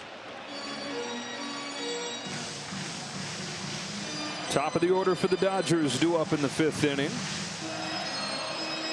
And Shohei's getting ready for it. Back in the Dodger batting cage. Mason Fluharty's ready to come in to face him.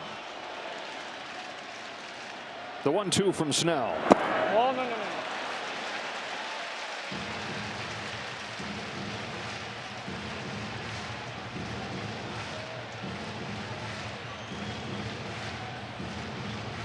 I wouldn't think there'd be another fastball thrown to Jimenez here.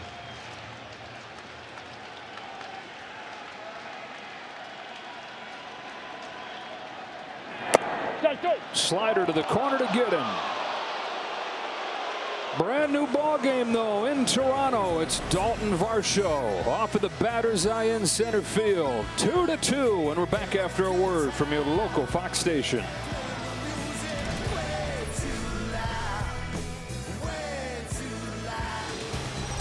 Welcome Welcome back to the 2025 World Series on Fox, presented by Capital One. And the first World Series game here since Joe Carter's walk-off in '93. Top of the order for the Dodgers, Shohei Ohtani takes a strike from Mason Fluharty. You got to stay out there. Don't leave anything middle in. The homers he hit off of left-handers are breaking balls that stay in and don't catch the outside part of the plate.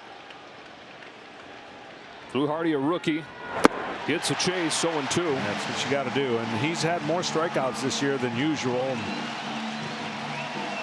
Expand the zone way up or way out, and don't leave it middle in.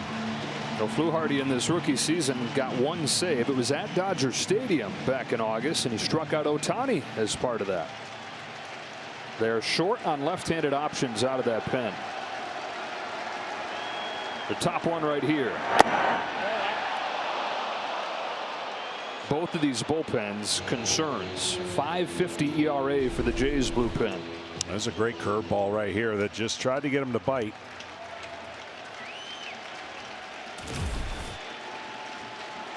The 1-2. Ohtani takes outside and the count evens.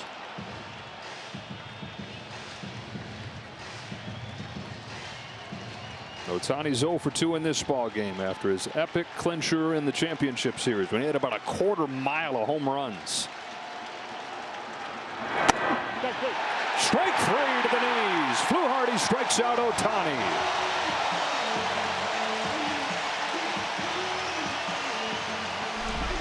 Well, you know he's coming in facing the great one. He got 2 quick strikes, and he's like, oh, man, now what?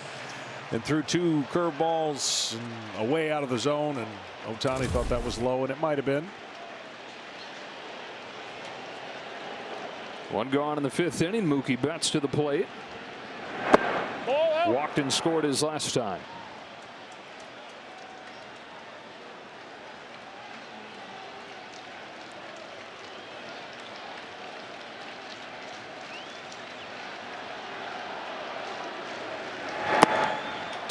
Considering the stuff he had tonight, Trey Savage has to feel pretty good about this. Oh my goodness, 4 hits, 3 walks, 5 strikeouts, and that 2 earned runs could have been 6. So he did a great job keeping his team in it. Tie game. On 2-0, Betts takes a strike. You mentioned this earlier, the worst offensive season of Mookie Betts' career, but unprecedented what he did defensively. This is a guy who has won 6 Gold Gloves in right field, moves to shortstop. Nobody's ever made that move. Not at this stage of his career. And no chance you can ever think of somebody doing it this well. One of the best defensive shortstops in baseball. His first year doing it since he was in high school. Truly incredible. On a 2-2 from Fluharty. Betts cranks one through, base hit center field. On for the second time. Well, if tonight's game ends like last year's game 1 did, that is in a walk-off, then Capital One will donate an additional $10,000 to the Jackie Robinson Foundation as part of the Capital One walk-off program. To date, Capital One has donated more than $1 million to the foundation to support its programs and initiatives, and that there is producing by Pete Macheska, because here comes the guy to hit that walk-off home run.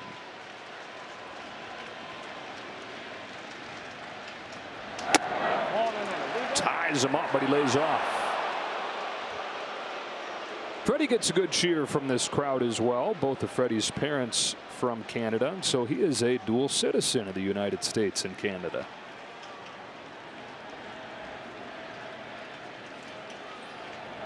His dad, Fred, is from Windsor. His mother, Rosemary, was from Peterborough. Rosemary passed away of skin cancer when Freddie was 10, and he says that every time he comes here to play in Toronto, he says, I have this feeling that I'm just a little bit closer to Mom.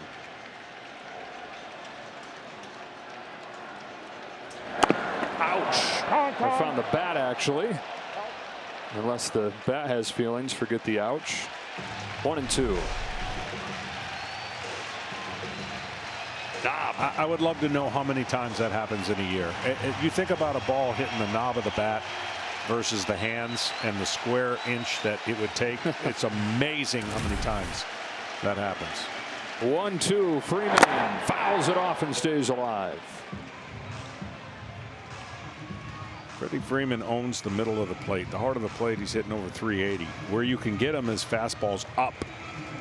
I mean, he fights and he has the ability to get to all quadrants, but 95 and above miles per hour above the zone is a struggle for him this year.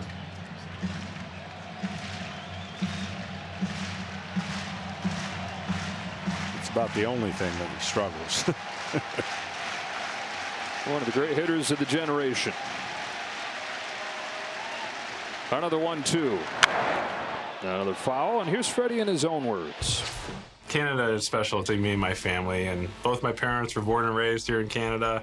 Every time I come back to Toronto, it just makes me feel a little bit closer to my mom, who passed when I was 10. So this is a special place for me and my family. My dad will be in the stand, so I'm looking forward to getting going. And he's typically delivered for the folks here. 357 career average here. Stays alive. He says that he used to go to Blue Jays games when they would come and play in Anaheim, and he has this vivid memory when he was 7 or 8 years old, sitting there as the Canadian national anthem started to play, and he was just sitting in his seat, and he said, I got ripped out of my seat so fast, and my mom was glaring at me, you stand during the Canadian anthem. High fly ball to right center field. Varsho runs under it. He's there. Back to first goes Betts. 2 gone in the 5th. Fluharty's got lucky in that one. I mean, it's a deep out, and he left a breaking ball middle of the plate to inside, and Freddie just missed a 2-run homer, and I think that might be it. Yeah, just that 3-batter burst right there fulfills the 3-batter minimum that you have to face when you come out of the bullpen, and he's got a righty ready to go. Sir Anthony Dominguez coming on for Will Smith.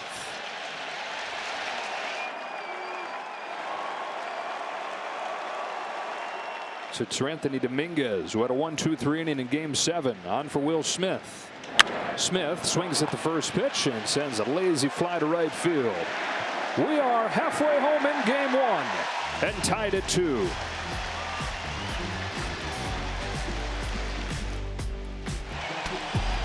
Farrell happy, performed pregame.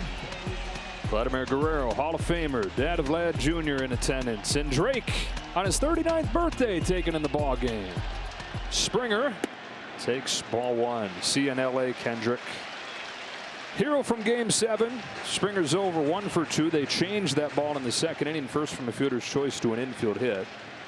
1 out of 2. One of the 6 hits the Jays have against Snell. Make it 7, his 2nd. And they've been ready for that changeup.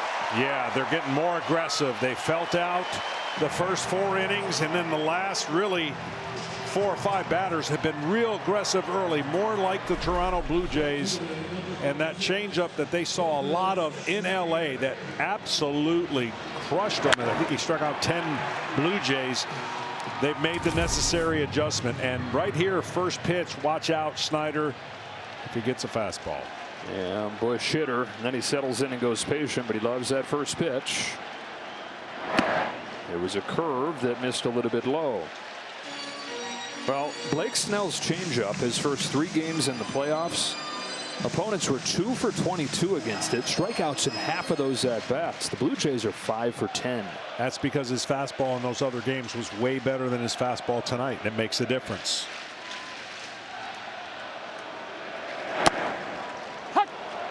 When his fastball command is off, the hitters don't have to respect the fastball as much, so they can sit on a pitch knowing that the fastball hasn't been pinpoint and he's not 0-1, 0-2 on hitters.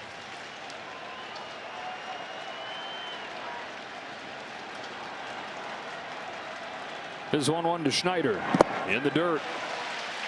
And the height of his fastball really makes his curveball that much better. But when the height of the fastball is not in that strike zone, that curveball, anything they see spinning that isn't in a defensive count with 2 strikes, they're going to spit on it. That's what makes, again, Toronto, they've done a great job not expanding the zone. Pitch count goes up.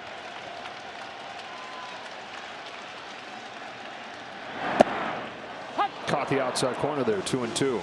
As good as the Dodgers starting staff has been, they have not seen a lineup quite like this. And I know Milwaukee statistically was similar the way they profiled, but it's just not the same. Not the same kind of punch either.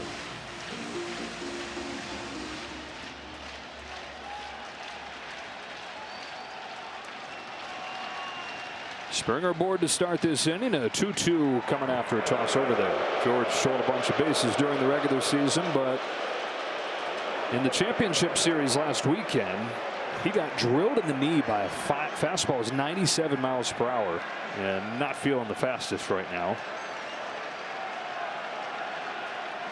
Pretty good lead. Schneider stays alive. Play Ball is baseball's global youth initiative to highlight the fun and accessible ways to play our great game. To learn more, including how to find a league near you, go to playball.org and follow @playball on social media.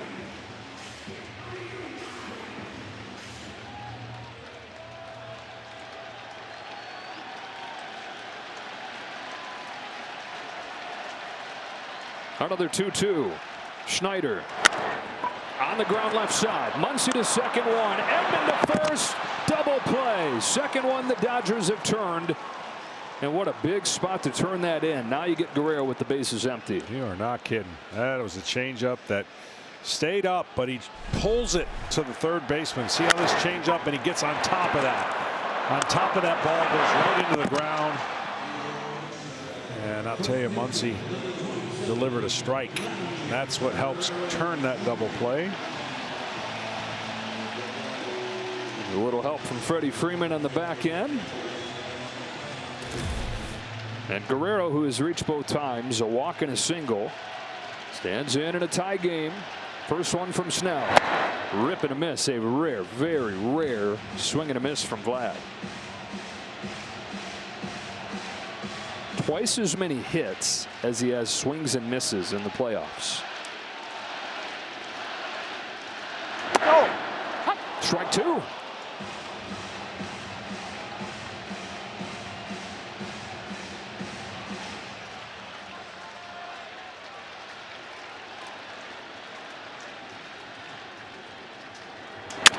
Broken bat on a bounce to Tommy Edman from shallow center field. Double play ball helps Blake Snell face the minimum in the fifth and tied at 2.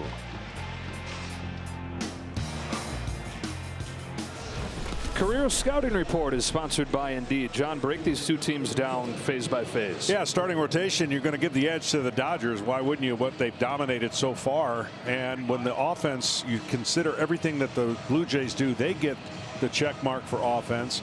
And the power goes to the Los Angeles Dodgers. They just do it better than anybody, starting with that guy. Defensively, Blue Jays are flawless. They play great defense.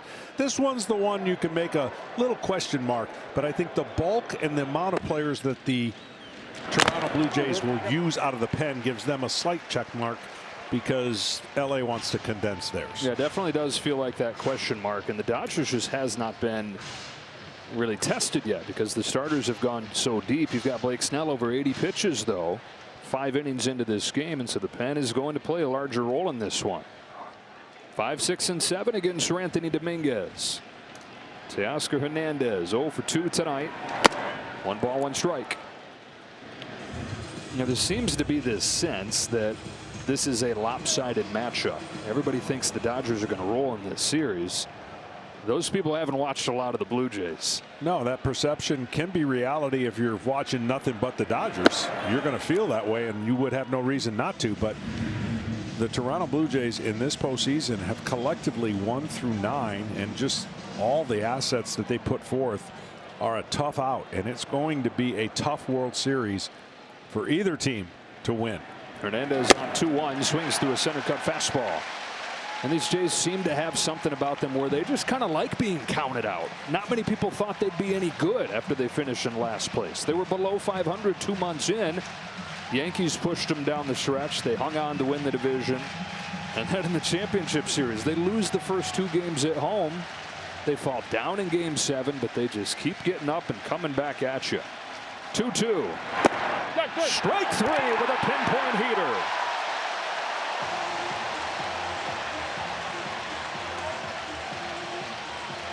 This is the 5th matchup between one team coming off a sweep and one team coming off playing 7. The team that does the sweeping is 0-4 all-time in the World Series. Yeah, pretty crazy. You might think it's random, but it's crazy. You just think about the delay and the time off in between those series and the World Series, and the other team keeps playing. for the most part. Lately, the off days have gotten a little bit more in this postseason, whereas in before it was a little closer. And so the Dodgers know how to deal with the days off. They've been there, done that, so that's not an excuse for them anymore, nor will it be. Max Muncy, who bats right here, was talking to him about that before the game, and he said, look, it's not like any of us were red hot outside of what Ohtani did in that 4th game. So he said, it's not like there's a ton of rhythm we're losing. Had we all been feeling great and then have to take that week off, maybe a bigger concern. A pop-up, foul ground at third. Clement appears to have room and does. 2 out. But a quick word from Capital One. What's been the highlight of your career? And that'd have to be bank guy. I've always been passionate about no fees or minimums on checking accounts. What's in your wallet? Here's Kike Hernandez. The Toronto Blue Jays, I believe, come back more than anybody in baseball. So you talked about all that narrative. That doesn't sweat them. They've come back already in this game to tie it up. But they're used to being down. Hernandez knocked in the first run for the Dodgers. Fouls that one into the glove for a strike. This guy, he would just as soon say, let me take half the season off. Call me when we get to the postseason. And they're probably not that far off from saying, all right, that is what they've got him for. Versatility in the regular season. And then postseason, Kike Hernandez. He is a .203 hitter in the regular season, .306 in these playoffs. And tonight ties Justin Turner for the franchise record games played in a Dodger uniform in the postseason. 86 tonight. Fastball just has all kinds of movement. Teeth. 1-2.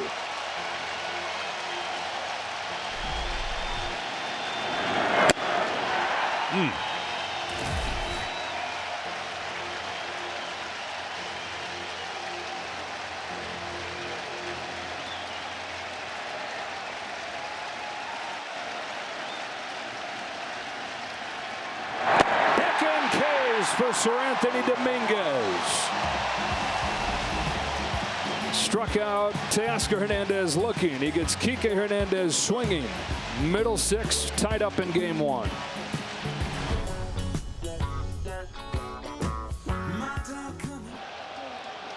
Dalton Varsho's home run in the 4th inning has tied this game 2-2. Blake Snell to Bo Bichette. A changeup taken downstairs. The Blue Jays have gotten 5 hits on that pitch tonight. That's the most that Snell's given up on the changeup in his career. Bichette in his first game since September 6th. Tries to lay off the change and does. Ball 2. Bichette's looking for that middle in that he hasn't seen. Everything's been in off the plate or away. That's why he's hit 2 balls to the right side of the infield. If he gets one middle in, he's looking to launch and pull. 2-0. 3-0. Great patience for a guy who hasn't seen live action in a long time. Simulation games only can do so much.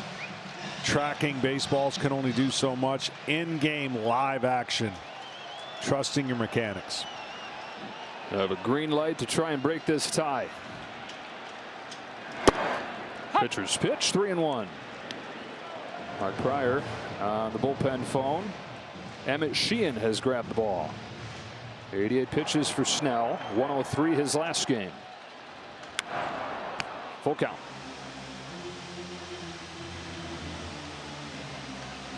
It's Bichette, Kirk, and Varsho for the Blue Jays here in the 6th inning.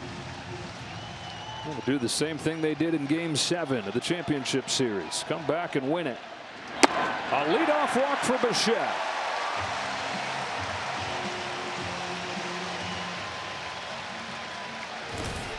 When you want to see Snell, these are the hits that he's given up. And a lot of them on those changeup that you're talking about. There's the fastball, the one that's red right down the middle, but the other one's in the zone. And they did a great job. Some of them soft hit, some of them hard hit. But they have pushed Blake Snell to the limit. And probably his last inning at 90 pitches. And Bichette's going to get the old pinch run to job well done. That'll improve a couple things here with Isaiah Kiner-Falefa coming in. Obviously the base running, but also the defense into the late innings. Alejandro Kirk. Go ahead run aboard for the Jays. Kirk bounces one through. Base hit right field. Kiner-Falefa stops at second. Kirk has been on all 3 times in this game. Go ahead, run into scoring position.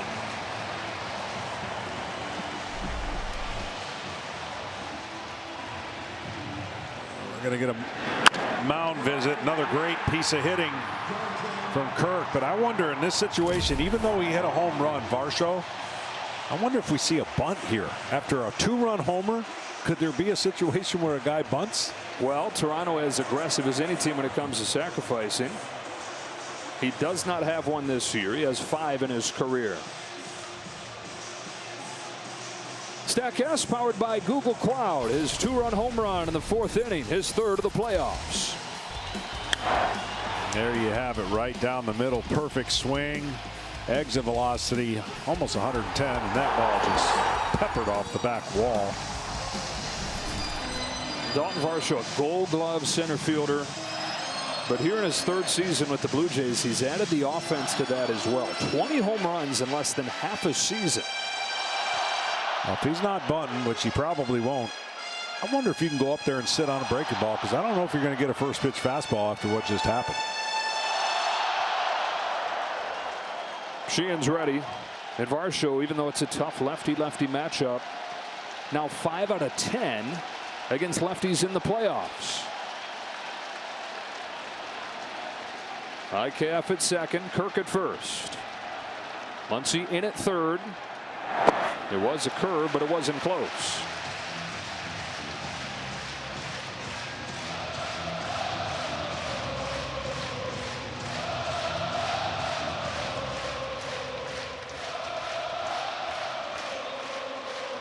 Blue Jays instant pressure all postseason. 366 leading off.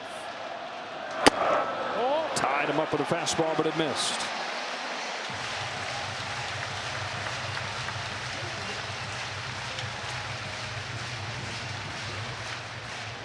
Even though he's behind in the count, this has got to be a 2-0 slider.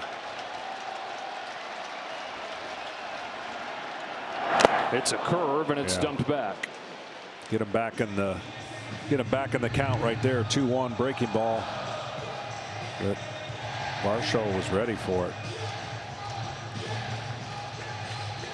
Ernie Clement waits on deck. Sheehan's ready. 2 on, nobody out. A 2-1 from Blake Snell. Varsho swings and misses. 2-2. There was the slider. That was a tight slider right there in the zone the whole time, but never really. Look at that tight spin. Just breaks away from the barrel of the bat. You try to guess as a hitter where you think that pitch is going to be. Yeah, everybody's standing. 2-2 on the way. Varsho fights it off.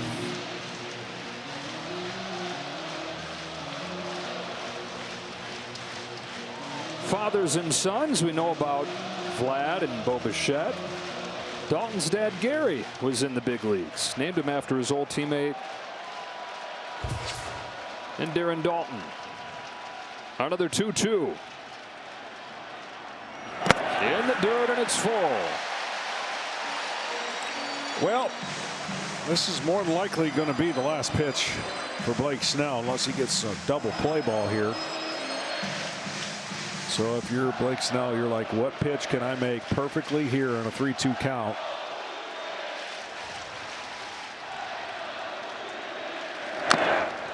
He almost made it. Pretty darn good. Yeah. Great job by Varsho to stay alive. Jays doing what the Jays do, just so hard to put away. Blake Snell was getting misses on about half his swings in the postseason coming in. That's down to 20% tonight. Go ahead, run at second, 6th inning. Another 3-2. Curve is drilled down the line. Foul.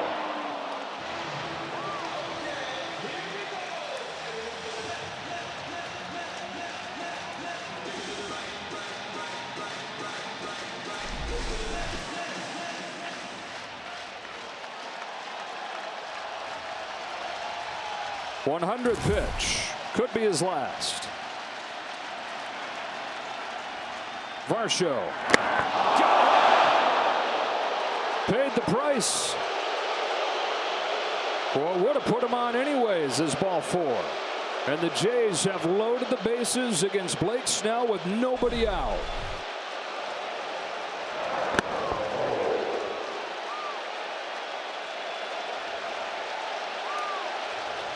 That's the last pitch that Snell will throw. And a guy who is historically dominant the first 3 starts of this postseason meets a different kind of match tonight. The Dodger bullpen forced into this game earlier than they're used to this October. Game on the line here in the 6th.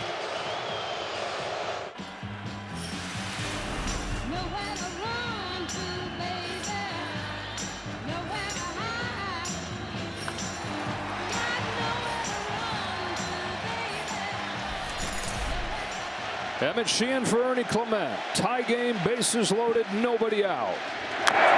Chopper foul. Had to get that out of the way. You knew Ernie was going to be swinging. Absolutely. And Emmett Sheehan, he throws 100. I mean, the ball comes out of his hand and explodes. And he started him off with a first pitch slider. These are the situations I say a ground ball to short is a double play, but it's a run. Making contact is what Toronto does well. Middle infield back, corners even with the bags. Clement starts his one through. Blue Jays take the lead. Station to station, 3-2. Ernie Clement delivers again. There's just something different about this team when runners get on. Hyper focus, yeah. Committed to their plan, yeah. But making contact and taking advantage of pitches that don't break out of the zone. Doesn't mean they're going to go on and win the series, but everybody who thought that this was going to be a fairly easy series for the Los Angeles Dodgers, you're getting an example of why it won't be. And the biggest key, go back to what we talked about at the beginning, will be for the Blue Jays to get into this pen. With a 29-pitch first inning where they did not score, they got the ball rolling on getting that pitch count up. Snell leaves the game with nobody out in the 5th inning. And now pinch hitter is going to go up there for Miles Straw. This is Nathan Lucas. You wonder how decisions are made and how decisions based on situations change. And the Dodgers were a moment away from kind of blowing this game open. They could have at any point, but because they only scored 2, it allowed John Snyder to use his pen and this lineup to stay in the game. And now they're a hit away from getting some serious breathing room. And the Jays like what they have coming off of the bench with a righty in the game now. Lucas, normally their 2-hitter. Swings and misses at a good slider.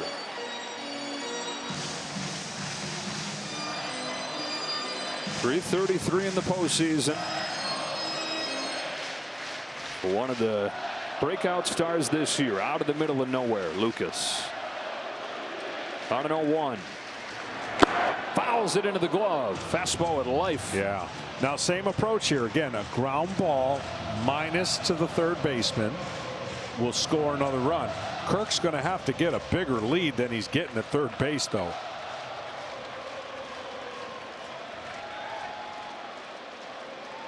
Here's an 0-2.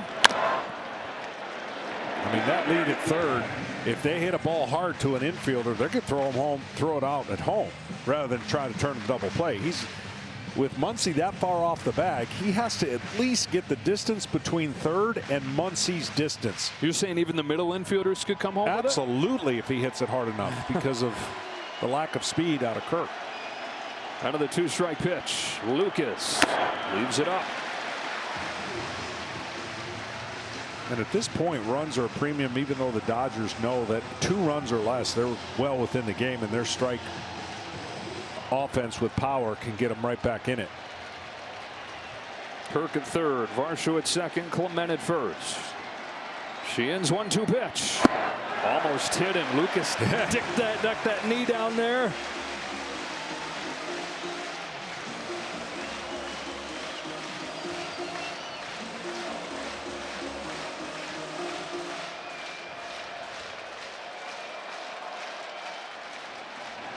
Lucas pinch hitting for Straw. The 2-2.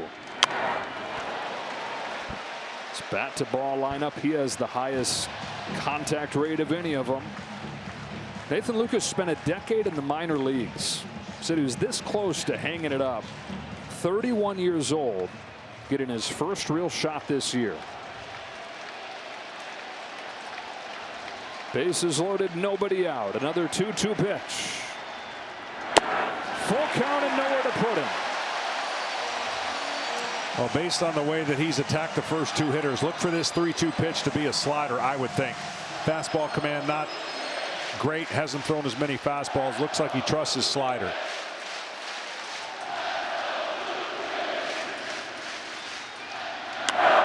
Fastball popped up.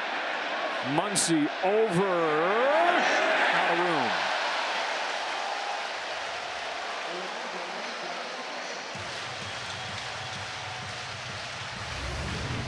Game 2, same time, same place. Kevin Gausman for the Blue Jays, Yoshinobu Yamamoto for the Dodgers.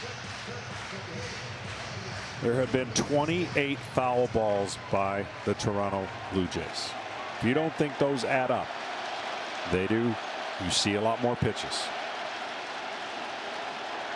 Now another 3-2. He's walked in, and it's 4-2 Toronto.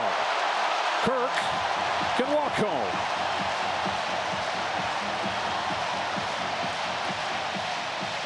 And he's glad he's walking home. Yeah. Wasn't that 0-2? Yeah. 0-2, bases loaded, and a walk. I'd say that's one of the highest quality at bats Lucas will ever have under these circumstances. Infield is in here. Jimenez is up. Rakes it foul. So the Blue Jays have scored 4 unanswered, tying the game on Varsho's home run in the 4th, taking the lead here in the 6th. 2 hits, 2 walks, and a hit batter. Top of the order after Jimenez, who's down 0-2. So you're saying they got him right where he wants him. When they were down 2-0, they had him right where they wanted him, right? The way this has gone for these Blue Jays, these 2 teams tied for the most comeback wins in baseball this year.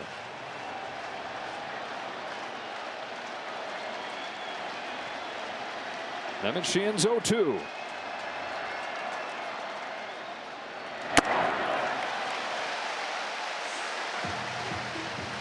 Sheehan did not pitch during the championship series. Dave Roberts only had to use 4 relievers. And this pen has been covered up by the long starts. Base hit to right field from Jimenez. Again, 90 feet apiece. 5-2 Blue Jays. Bottom of the order, telling the story once again.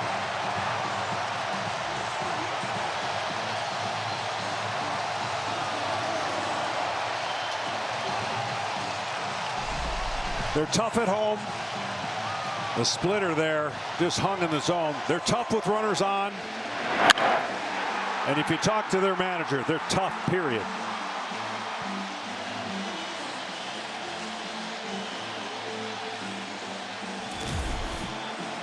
Six straight base runners to start this inning for the Blue Jays. 4 of those 6 had 2 strikes on them.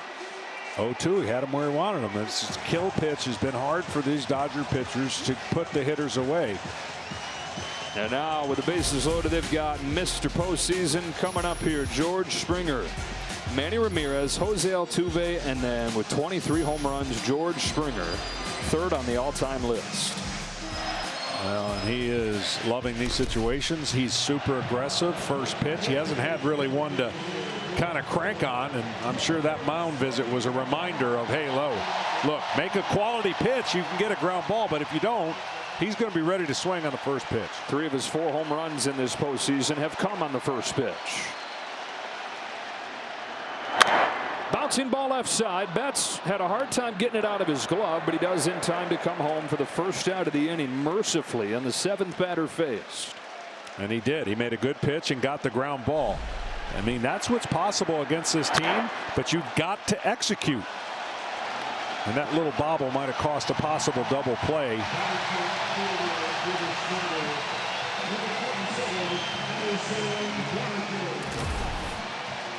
So Betts with a nice play. Another pinch hitter's coming up here. John Schneider sends up Addison Barger.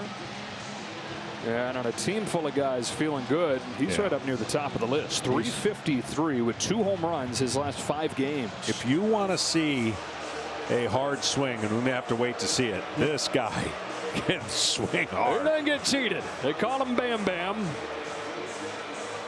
Bam Bam's going to face Jack Dreyer. 5-2. The Blue Jays have broken the tie with 3 runs here in the 6th.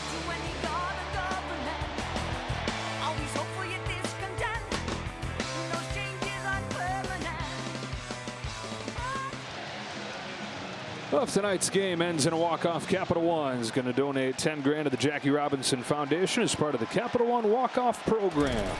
It's actually Anthony Banda in for the Dodgers to face the pinch hitter Barger.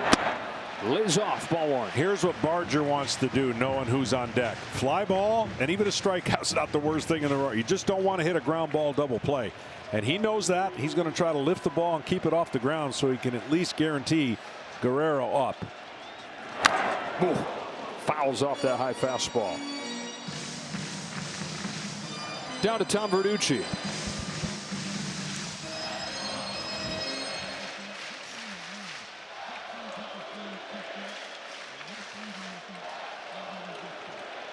Barger ahead 2-1. The bullpen depth lacking for the Dodgers, and they go to Sheehan, who hadn't pitched since the division series. Gave up a run in all 3 games that he pitched in the division series. Comes in here, struggles. Barger sends a towering drive, right center field. Kiss it goodbye.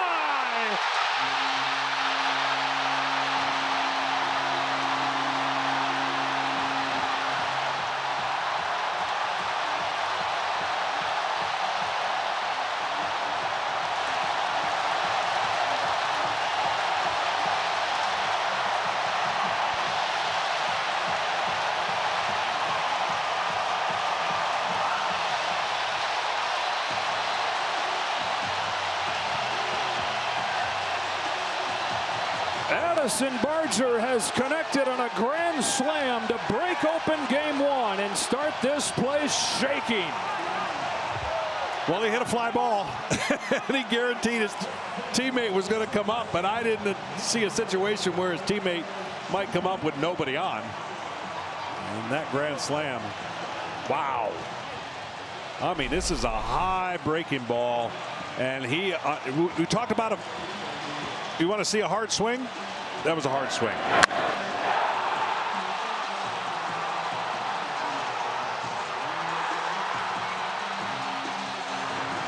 Guy that he pinch hit for. All right.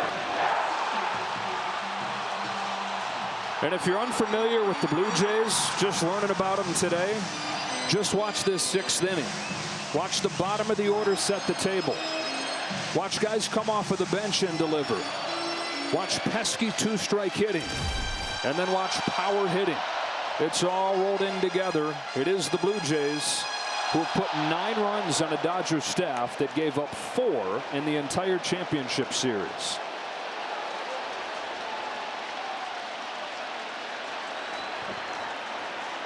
They've batted around. Guerrero into shallow center field. Here comes Pages. That's down.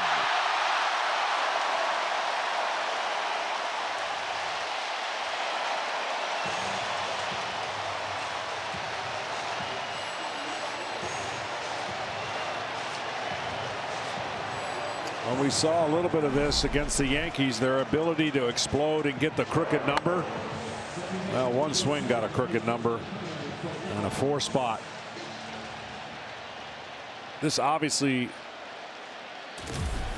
is not going to change who the Dodgers are, but it does change the narrative of how dominant the Dodgers have been. It's only game 1, and there's 3 more innings for them to bat, but this is what you wanted if you're Toronto and you're a Toronto fan, to at least show we're pretty good and we can score. Can we defend the great offense that the Dodgers have? 9 runs on 12 hits for the Blue Jays. Kiner-Falefa. Sends a fly to left field, and Kike Hernandez. Kiner-Falefa, who came in as a pinch runner earlier in this inning, gets an at-bat in the same inning.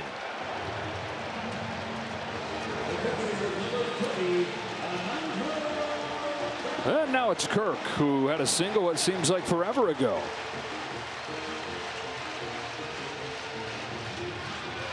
Perfect night going for the Blue Jay catcher. 2 singles and a walk, 2 runs scored.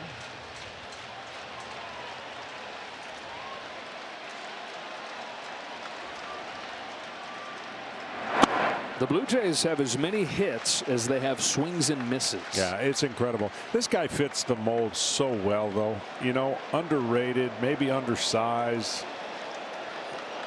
And there's your first pinch hit grand slam in World Series history. Wow. Here's a high drive off of the bat of Kirk, sailing back there to center. Does it have enough? You bet. Double digits for the Jays in game 1. What a statement from Toronto.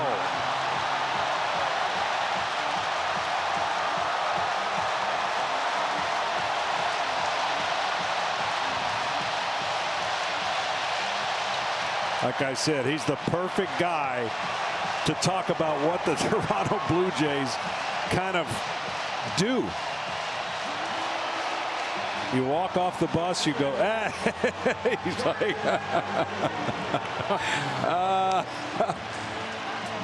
he said, I'm going to need a tailor for this.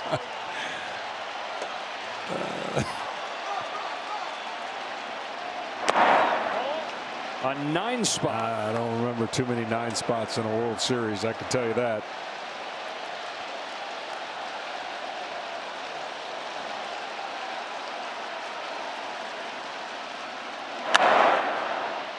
Fly to shallow left field. I mean, this is mind-blowing right here. A Dodger pitching staff that gave up 4 runs in 4 games gives up 9 runs in 1 inning. Addison Barger has his place in history with a pinch hit grand slam in the Fall Classic. They've been waiting 32 years for this. Oh my gosh, they're saying tears are flowing in game 1 in Toronto. We're back after a local word from your local Fox station. Column on the left is the entire championship series against Milwaukee. Column on the right tonight. 11 runs on 13 hits for the Blue Jays as Braden Fisher comes in, faces Tommy Edman, misses in with his first pitch. A 9-run bottom of the 6th for the Blue Jays. That's the 3rd most runs in an inning in World Series history. Tigers did it in 1968. They had 10. And in 1929, in the greatest comeback in postseason history, Connie Max A's scored 10 runs in the bottom of the 8th inning to win a game against the Cubs, 10-8. 3-0 on Tommy Edman. Well, with all the pinch hitting and pinch running, some defensive changes for you. Lucas and Barger, the new corner outfielders, and Kiner-Falefa is in at second for Bichette. That was not a good 2-0 pitch. With a 9.9-run lead to throw a 2-0 breaking ball. How about a 4-pitch walk? Yeah, that's not going to get your manager in a good mood because there's no reason for that. T-Mobile, the best network in the game, is now the best network in America.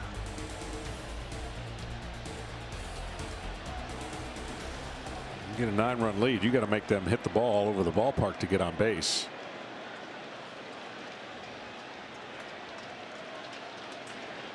Pages is 0 for 2. Braden Fisher, former Dodger minor leaguer. Yeah, all the fathers and sons here in Toronto. They also had Kevin Biggio, who was traded to the Dodgers, and the return in that trade was Braden Fisher. 7-0 as a rookie this year.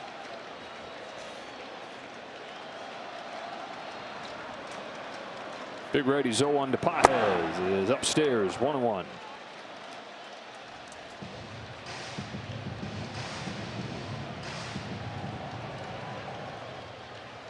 The 9-run lead also really for both sides at this point helps you go to the underbelly of your bullpen. Reserve the top arms for game 2 tomorrow. Yeah, the Jays had to come into these 2 games saying we got to take one of the 2. Yep.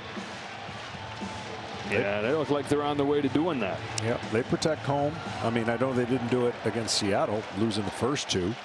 And then they came back and won the final 2.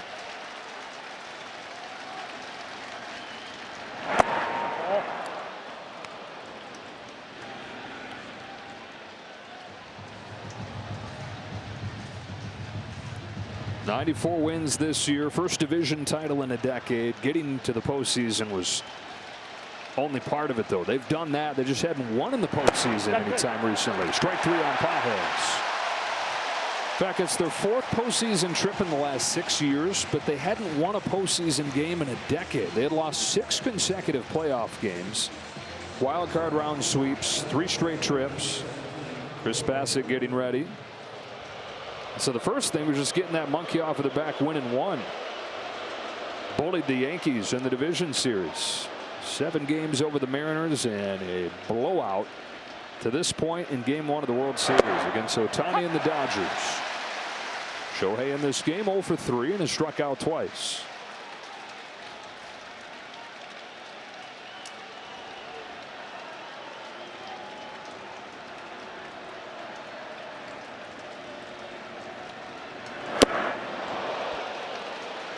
Well, they're going to see someone equally as nasty from the right side tomorrow with the Dodgers, Yamamoto.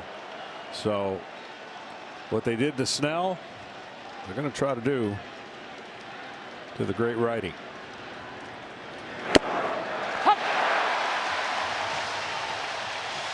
Well, you figured if the Jays were going to win this game, they'd get a really good start from Trey Savage, but they're looking at doing this even though Savage had far from his best stuff and only went 4. Correct.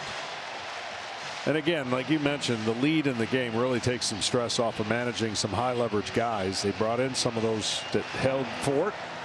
Now they got some breathing room.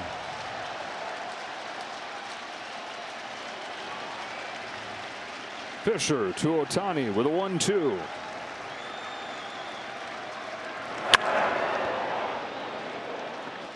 Shohei sends his apologies down the line to anybody that foul ball scared. Really got to be careful with the amount of breaking balls that he's showing Ohtani in the middle of the zone. It cannot stay there. It's got to go to the back foot and down. Left it there, hit in the air to right field. Back it goes. It is gone. Yeah. Sky scraping home run from Shohei Ohtani. Left it over the plate, and Ohtani didn't miss. Just can't do that to a great hitter. That's the fastest run around the bases I've ever seen. Right on the heels of Tommy Edman. 4th home run the last 2 games for Ohtani, and it's 11-4. You just see it coming, and it rolled right there perfectly for him, and that swing has been done a lot this year. Is that over 60 now? That is 61. Okay. Well, now it's a 7-run lead. And we talk about easy decisions for John Schneider in the bullpen. Probably doesn't have to get a whole lot closer before that shifts the strategy. Although even seeing Chris Bassett, that's a guy wouldn't you put in the bucket of higher leverage, even though it's only been a couple times? Or is he still inside of the pen? Yes and no, just because of the lack of times he's been out there. And this would be a good chance to get him in there. And then you can use him as the series goes longer. If it does, you can use him in the back end and just feel more comfortable with his reps. Still a good chance to kind of validate what you've seen so far. Converted starter is awesome in game 7 out of the pen. That's went around, 2 out. There's the difference. You got to get that breaking ball down below the zone. When you show these great hitters the same pitch over and over and over again, if you don't make this kind of pitch right here, success rate's not very good.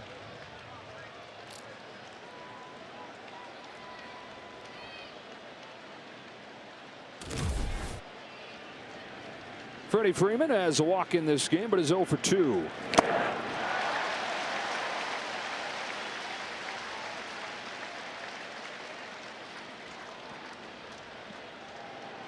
Pitching staff that have been untouchable breaks in a big way in this game, and an offense that has not really clicked. Still hadn't. They get the home run from Ohtani on a meatball. But this offense has averaged just over 3 runs per game since the start of the division series.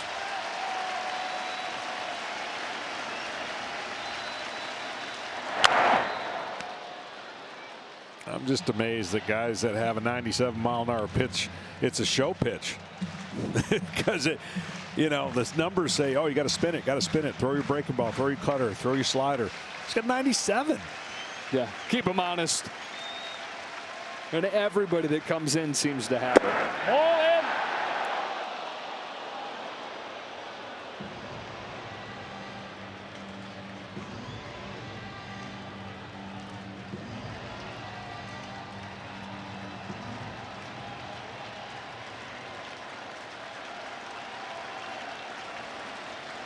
One, two to Freeman. Climbs the ladder to get to that. In right center field, Barger to finish off the top of the 7th. Ohtani goes deep, but the Jays still with a bunch of breathing room as we stretch. Tonight's telecast is sponsored by T-Mobile, now the best network in America. And by Progressive. Progressive is helping veterans drive their lives forward with its Keys to Progress program. You want to go up there tomorrow? Not really. Not a big heights guy. Ernie Clement takes a strike from Justin Robleski. Robleski makes his postseason debut here. Alex Vesia, who is a key piece of the Dodger bullpen, certainly the top left-hander down there, is away from the team for this World Series for a personal family matter. And so Robleski gets his shot. Ernie Clement having done it again. 2 more hits today. His average for the postseason up near 500.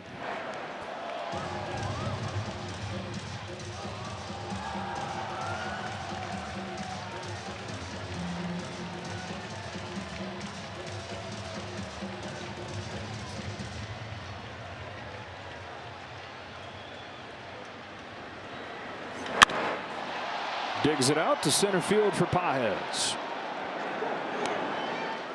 1 away in the 7th, and time for Fox Foresight powered by Google Cloud. 8 different guys have a base hit in this game for the Blue Jays, and Google Cloud has given them 26% chance to make it 9.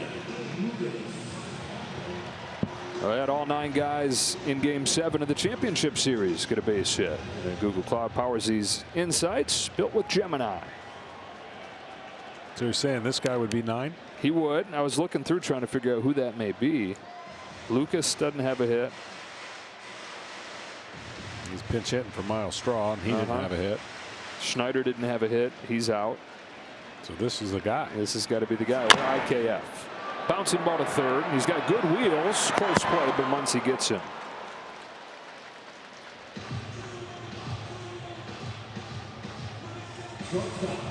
Well, for a semblance of optimism, Dodger historians will look to the 1959 World Series, the first that they won in Los Angeles when they dropped the first game to the White Sox 11-0. Came back and won that series in 6 games. I still can't believe over the stat we just threw out there so nonchalantly. It's still 1-11 on the road in game 1 of the World Series, and it took Sandy Koufax to get him the 1 win. I mean, that doesn't even seem possible. You know, the fact that this series begins here in Toronto is only because of a game on a Sunday afternoon in August. These teams met up. Dodgers won the first 2 games. Blue Jays came back to win it late. 94 wins to the Dodgers 93. That seemingly meaningless Sunday afternoon ball game decided home field advantage in this World Series. 3-1 on Jimenez. Hopefully we'll get to see Sandy Koufax maybe in one of the games and go back west. 3, 4, and 5 will be in LA. Oh, Rick. That was so close. Rick. Flashing back to 1963 and those Yankees loaded lineups. Koufax and Drysdale and Padres shut him down in a 4-game sweep. And watch this ending. Watch this. Oh, shucks. Okay, game over. Oh, we didn't see the rest of it. This is what I do. They're just going to walk off. Koufax won Game 4 as well.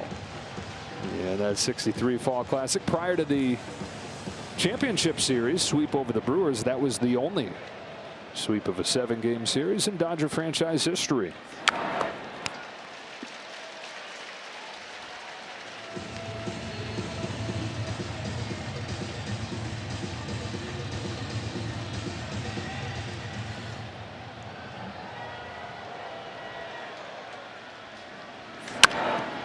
bounce to second, and Tommy Edman. And Justin Robleski in his postseason debut has a 1-2-3 seventh inning. All Blue Jays with 11 consecutive runs. Big swings from Varsho and Alejandro Kirk and Addison Barger. 11-4 after 7 in game 1.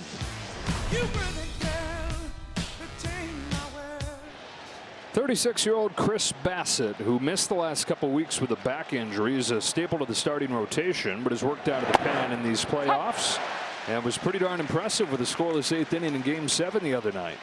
Arms, legs, change of velocity, change, spin. He does it all. And he just wants to mess up the timing. There's the slow breaking ball, and he'll throw one even slower. More pitches 75 and below than anybody in baseball. As a guy that his manager John Schneider says does weird well. Weird works.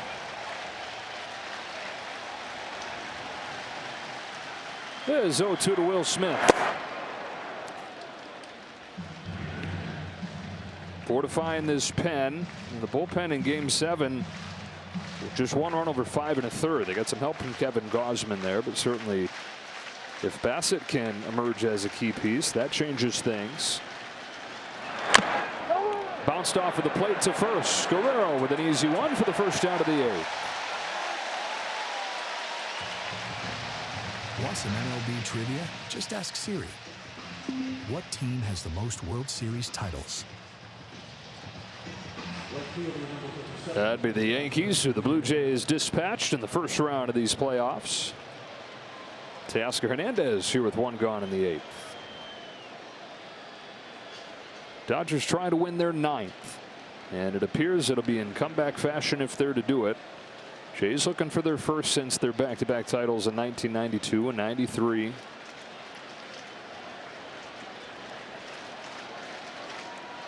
Yeah, trying to make the Yankees hold up as the last team to win back-to-back titles. 3 in a row, 98 to 2000. 4 and 5 years.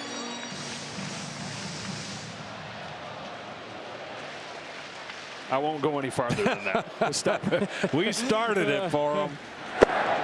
0-2 on Teoscar Hernandez.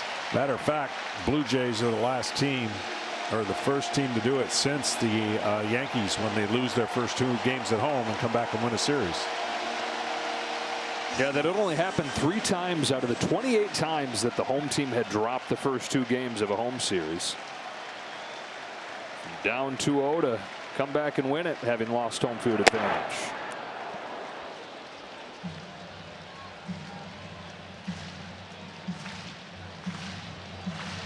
Chris Bassett out of a small town in Ohio.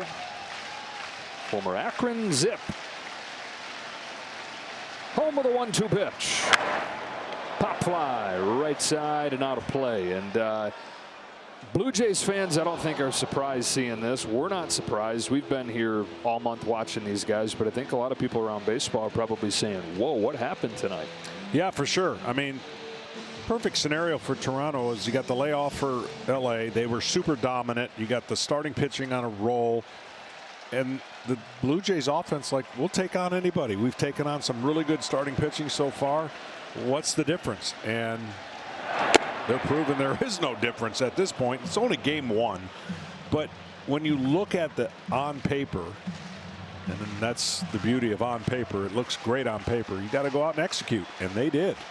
And they executed a perfect game plan against a great pitcher in Blake Snell.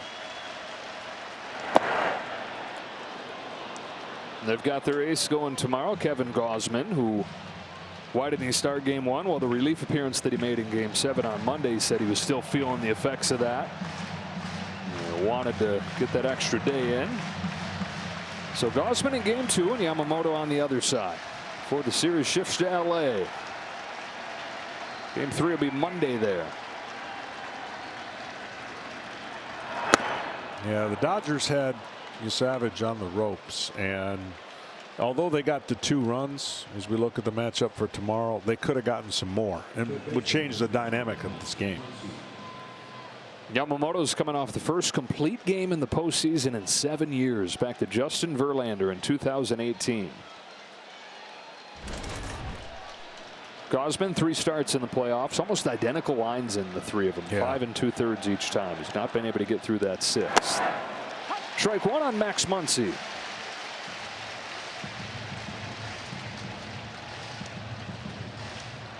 I don't even know why they have seats in the lower bowl, because absolutely nobody sits on the what I've seen. This is the #1 home field advantage in the majors this year. They're 54-27 at home. I've told a few people Monday night on that Springer home run is the loudest building I've ever been. Yeah, I agree. You pitched here in the World Series. I thought the Minneapolis Dome was the loudest I'd ever heard at that time in 1991, of course, Game 7, but this one kind of trumped it. I mean, this was even louder? Oh, yeah. 92? Oh, yeah. Now, a little different point of view from where I'm hearing the noise. That's true. In the booth versus on the field. That series ended. This is the anniversary of that, with you as the pinch runner at third base. Yeah, in 1992. I was at third base with 2 outs, and Otis Nixon was at the plate, and I was as scared as you've ever been because our third base coach said, you got to beat the throw to home because he's going to bunt off of Timlin. Well, he bunted, but he never got the throw to home. It was the throw to first, and it was a tough way to end another one of our postseasons, but the Blue Jays went on to have a historic ending the following year, the next year. Louis Varland's up in that Jays pen as a 2-2 comes home from Bassett to Muncy. Yeah, I'm swinging at that looping curve. Here it is. Oh, boy. Man, you look fast. I'm nervous now. Did you run so fast, though? Oh, I was flying. I was prepared to run him over. Come on, Joe. You did that the next year, too. Yeah, that's right. Touched them all. That was the last World Series game played here. Game 6, 32 years ago. Kike Hernandez with 2 gone in this 8th inning. I know you've been communicating with Joe. He seems invested in this Blue Jays run. Oh, he is. He talks about putting the ball in play and well, look what you can do when you put the ball in play. And, you know, that's not the model for baseball over this course of the season. It's more swing and miss, homers and homers and homers. Well, they do both without the swing and miss. And that's why they're here. Joe is a part of those Whamco lineups. White, Alomar, Molitor, Carter, Olerud.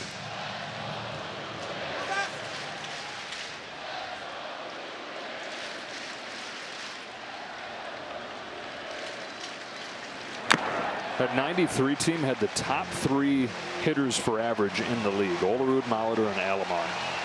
He didn't tell me this, but if I'm him, I'm probably thinking, come on, Blue Jays, get back there so we can bring back those memories. That's right. Wake up the echoes. Would not be surprised to see Joe make an appearance here at some point in this series. Guarantee it. Hernandez down swinging. And the Blue Jays and their fans who have waited. He probably wasn't even alive in '93. Loving it. He was. She was. No matter when they were born or where they're from, they're having a blast in here tonight in Blue Jays colors.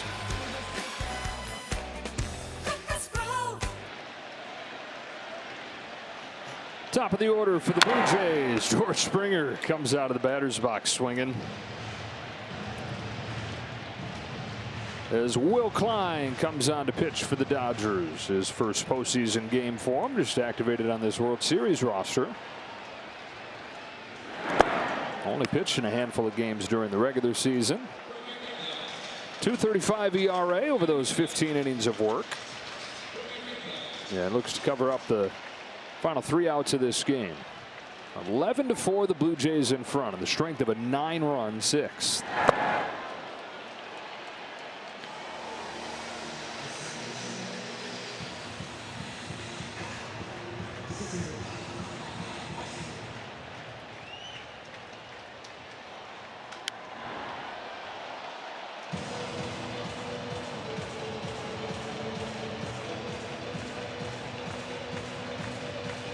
Only 4 home runs in all the postseason games the Dodgers played, given up.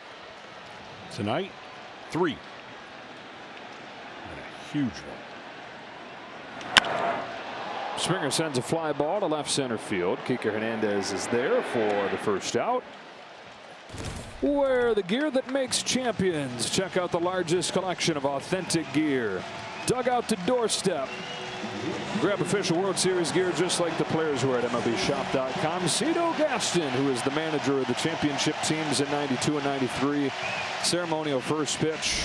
And a guy that tries to join him as a World Series winning manager in Toronto, and John Schneider caught the first pitch. Great hand for Addison Barger. The pinch hit grand slam his last time.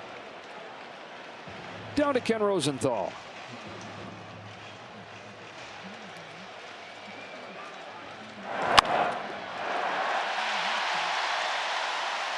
Got another base hit here, Kenny. Go ahead.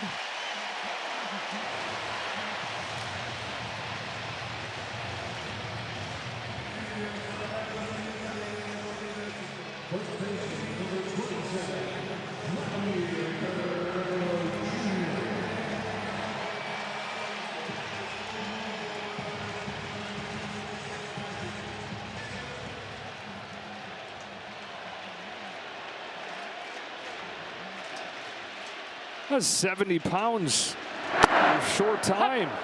Strike on Vlad Jr. Addison, the youngest of 3. They all like playing baseball, so their dad built them a field outside their house in Florida. Oh, ouch. Yeah, they were born in Seattle. We were talking about that during the championship series, but then moved to Florida when he was 5 years old, and they had this big sprawling property. And after a short time there, Dad brought in real actual crew to make this amazing baseball field that they practiced on every day. He homeschooled, and so it was baseball training for a lot of his life out there. House was beyond the left field wall. He was a switch hitter and hit the house one too many times, so he had to take his hitting off of the field into the cage that they had, but did all his fielding work out there. Can you imagine that? Your own field of dreams looking out your back door. Gunnar Henderson of the Baltimore Orioles had the same thing growing up in Alabama. Here's a backspinning fly ball to right center field. Pages says that he has it and does. And now we get a quick word from Loan Depot. Rates are dropping. Now may be the best time to buy a new home or refinance. Check out the site now to see how Loan Depot can help. But seriously, this is only a 10-second ad, so you should get started now. All the Little League dads are getting on the internet looking up places they can call to build fields for their kids out back. 2 out, Isaiah Kiner for Leffa. He's one of the hopes to fulfill the Google Cloud thing. Yes, right. 9th guy with a hit. Off of the bench, pinch ran for Bo Bichette and flied out. It's down to 8% though. Yeah, it's dwindling. Kiner Falefa, who signed a 2-year contract with the Blue Jays before last year, and then they traded him away, but got him back a year later from Pittsburgh.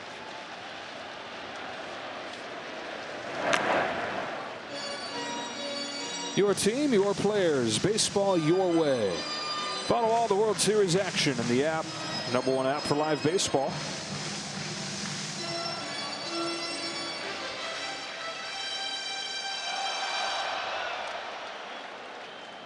Talk about the bottom of the order getting things started today. It was the bottom of the order that set up Springer's home run in Game 7. Kiner Falefa had a single in that inning. Blooper, left center. Hernandez is there, and that does it for the Jays in the 8th.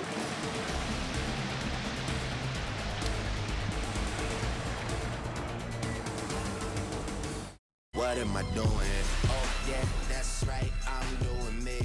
I'm doing me. I'm living life right now, man. This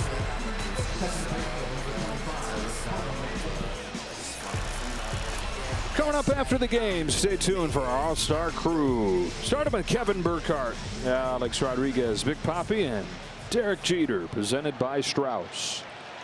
9 for the Jays in the 6th. You get 9 runs in a game, you're going to win 100 times out of 101.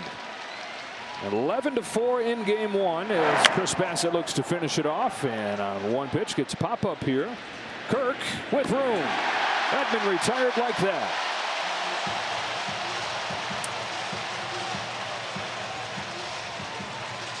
I said Bassett, it's actually Eric Lauer that is coming to the game for the Blue Jays. Left-hander, another guy that was a starter for a good chunk of the regular season. Now one of the few left-handed options they have down there. Pretty good record there, 9-2. Pages.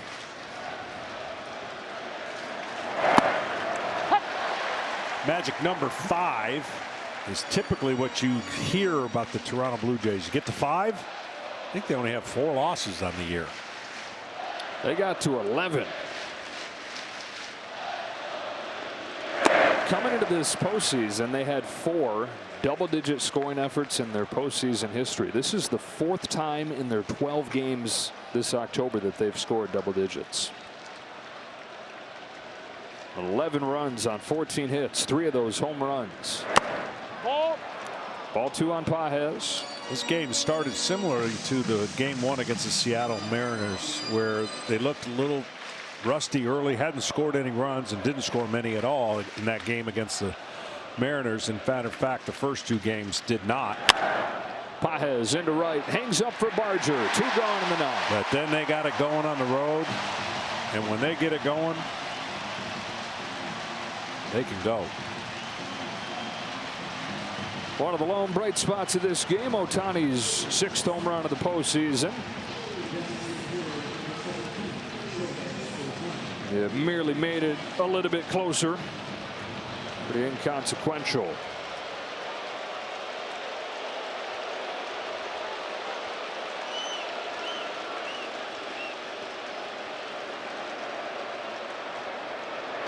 Get into this as the series goes on, but part of the reason for the boos for Ohtani is that they were pretty sure they were getting him. Oh, yeah. Came down to these 2. Flowers 0-1. Ohtani takes the ball.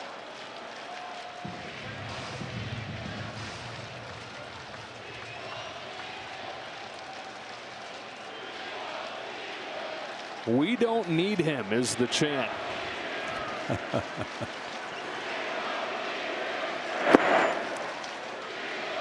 What's interesting is the offer was right around what the Dodgers made, the $700 million. If that deal happens, chances are Vlad Jr. doesn't.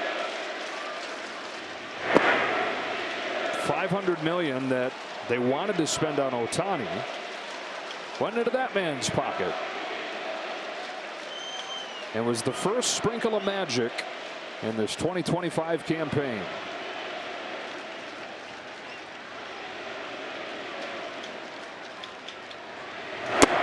Walk for Ohtani.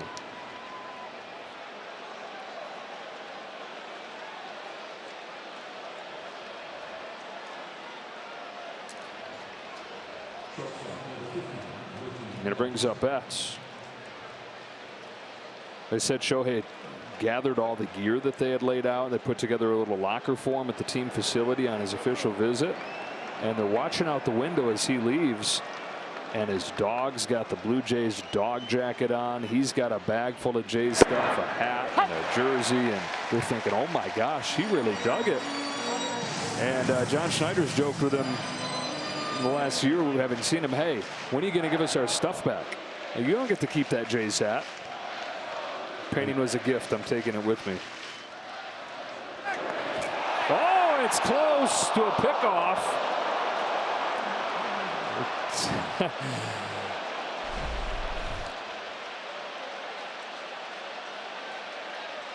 Babe Ruth was once caught stealing to end a World Series.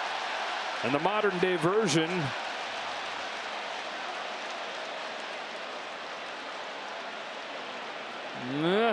pretty darn close. They're going to challenge. Call at first base.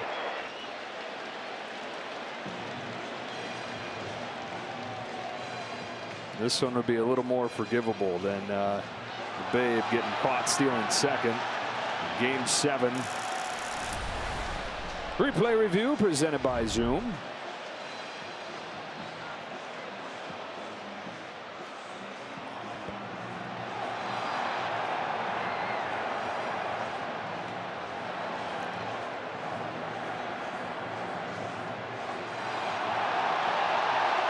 Really close. Call on the field is that he is safe. Do we get an overturned call and a pickoff to end game one?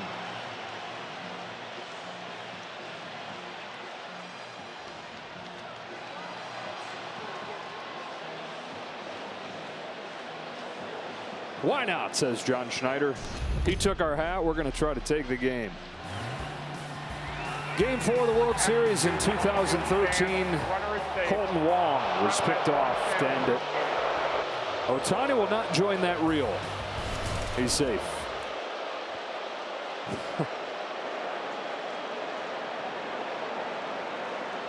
It was close, and he knows it.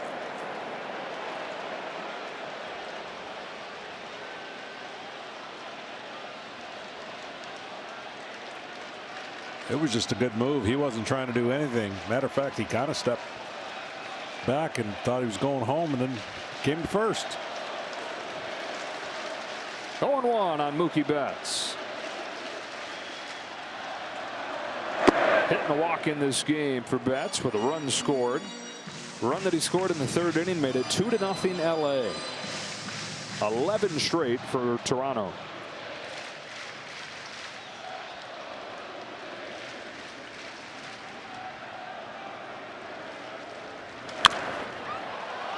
One and two.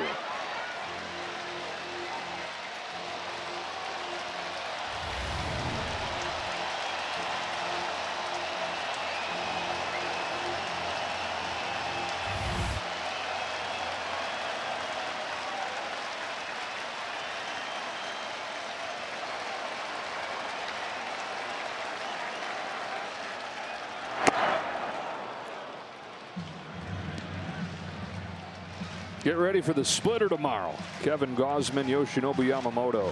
Two guys that throw it as much as anybody. Two nasty ones. Pitch of the playoffs.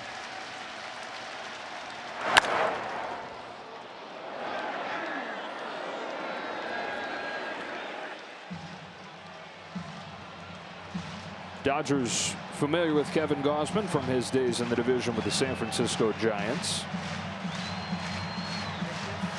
Yamamoto did not pitch in that series in August.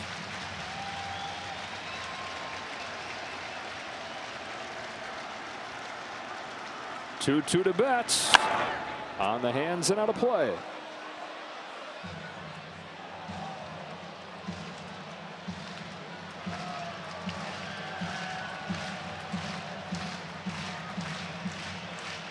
Only 4 innings from Trey Savage in this game. Grinded through it, held him to 2 runs. Fluharty, Dominguez, Fisher, Bassett, Lauer to finish it. Statement made by the Jays in game 1. They pour 11 on this dominant pitching staff.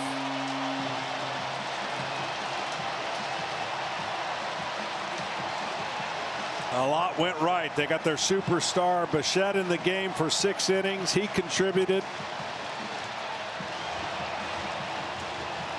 And there you see the stats on a sweep versus 7 games series. Well, we mentioned that the 4 times that one team swept a series and the other played 7 met head-to-head in the World Series. The team that did the sweep 0-4 in the World Series. Not just 0-4 in the World Series. They've only won 2 games total in those 4 World Series. John Schneider's team just keeps on going. 11-4 over the Dodgers in game 1 of the World Series. First World Series game in Canada in 3 decades. And they did not disappoint. All around great day. What a great start. National anthems that were sung. The electricity in the stadium. It was dimmed there for a little bit, 2-0, and then it went crazy. Started with Varsho's home run that tied it, and then the 9-run explosion in the 6th inning. Dodgers now 1-12 in World Series Game 1s on the road in their franchise's history. So if they're to repeat as champions, it'll be in comeback fashion this year. Down to the field we go. Ken Rosenthal. In a moment. As much as I love Ken, we're going to do Tom Verducci first. Oh, thanks, Joe. Ernie Clement, I want you to describe for me what happened in the 6th inning. 12 batters came to the plate against 3 different pitchers. 9 runs scored. No swings and misses on 2 strike counts. Yeah, I mean, that's the epitome of our offense. It's a collective effort and everybody just doing their job.